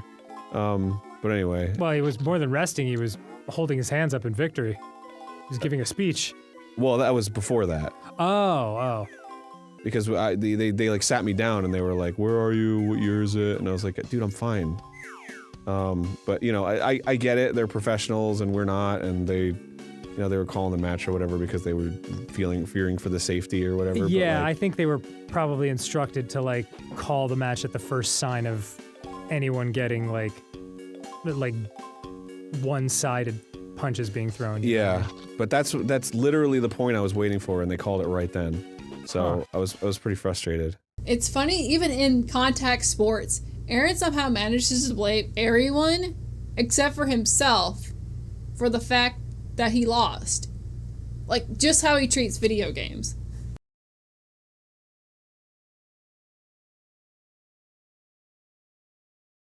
So in conclusion, what have you learned about Arin Hanson?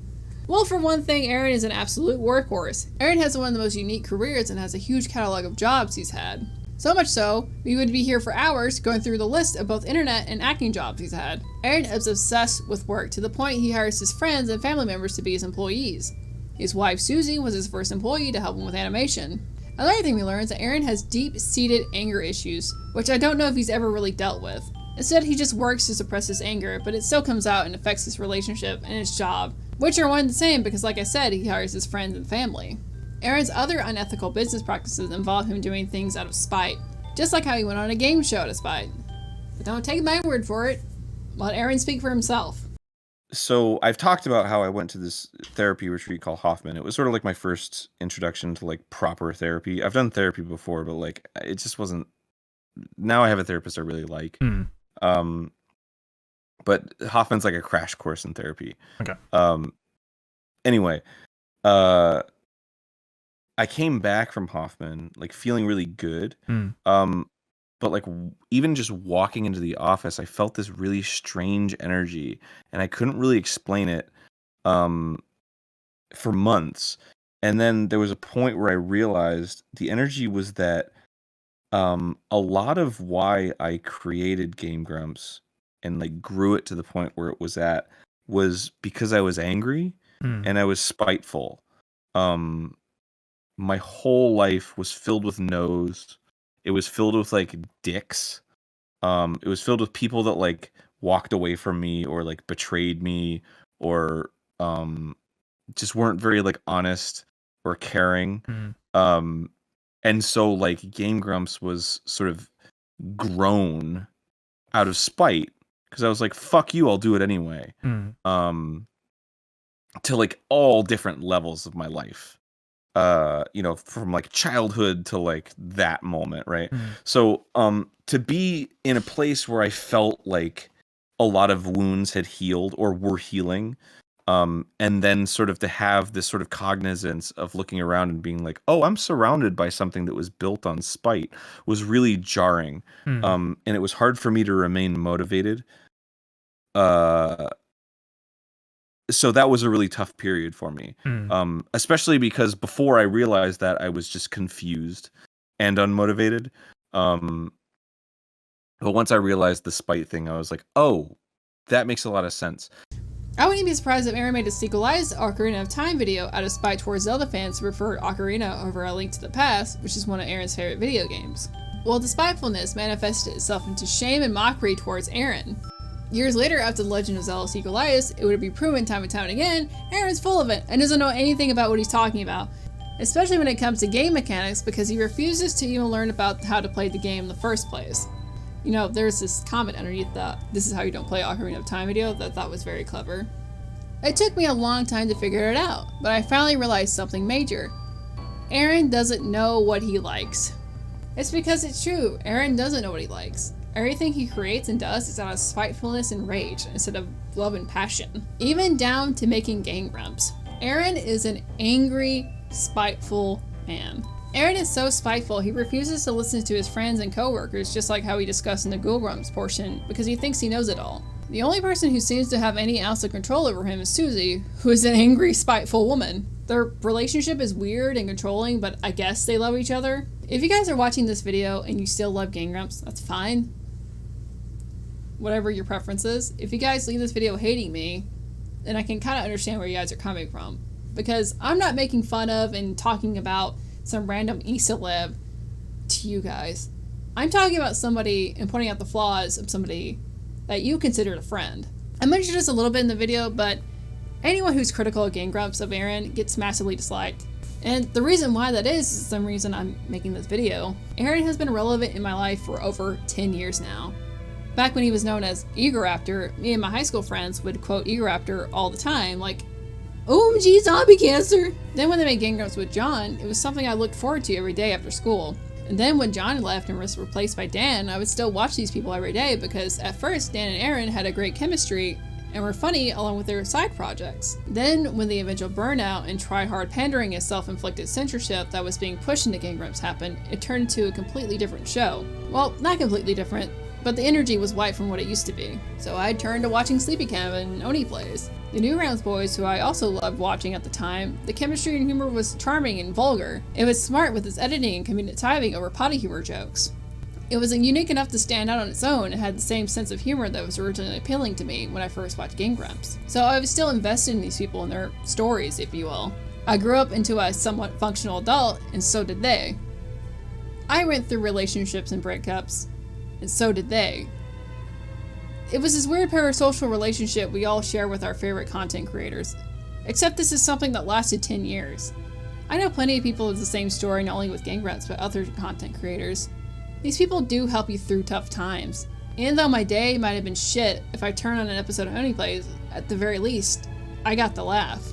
So if you guys are mad at me in a weird way, I understand. So, but hey, pretty much the whole video is done, so this next portion is for Arin only, okay? Arin only. So if you guys want to click off, watch this video, like and subscribe, that's fantastic. But this next part is for Arin only, okay?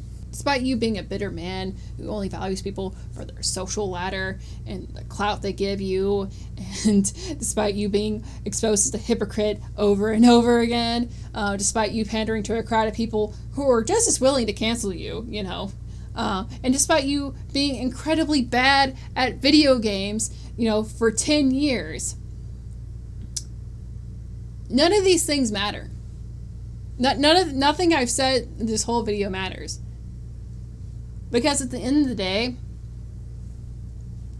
at least you're still a millionaire.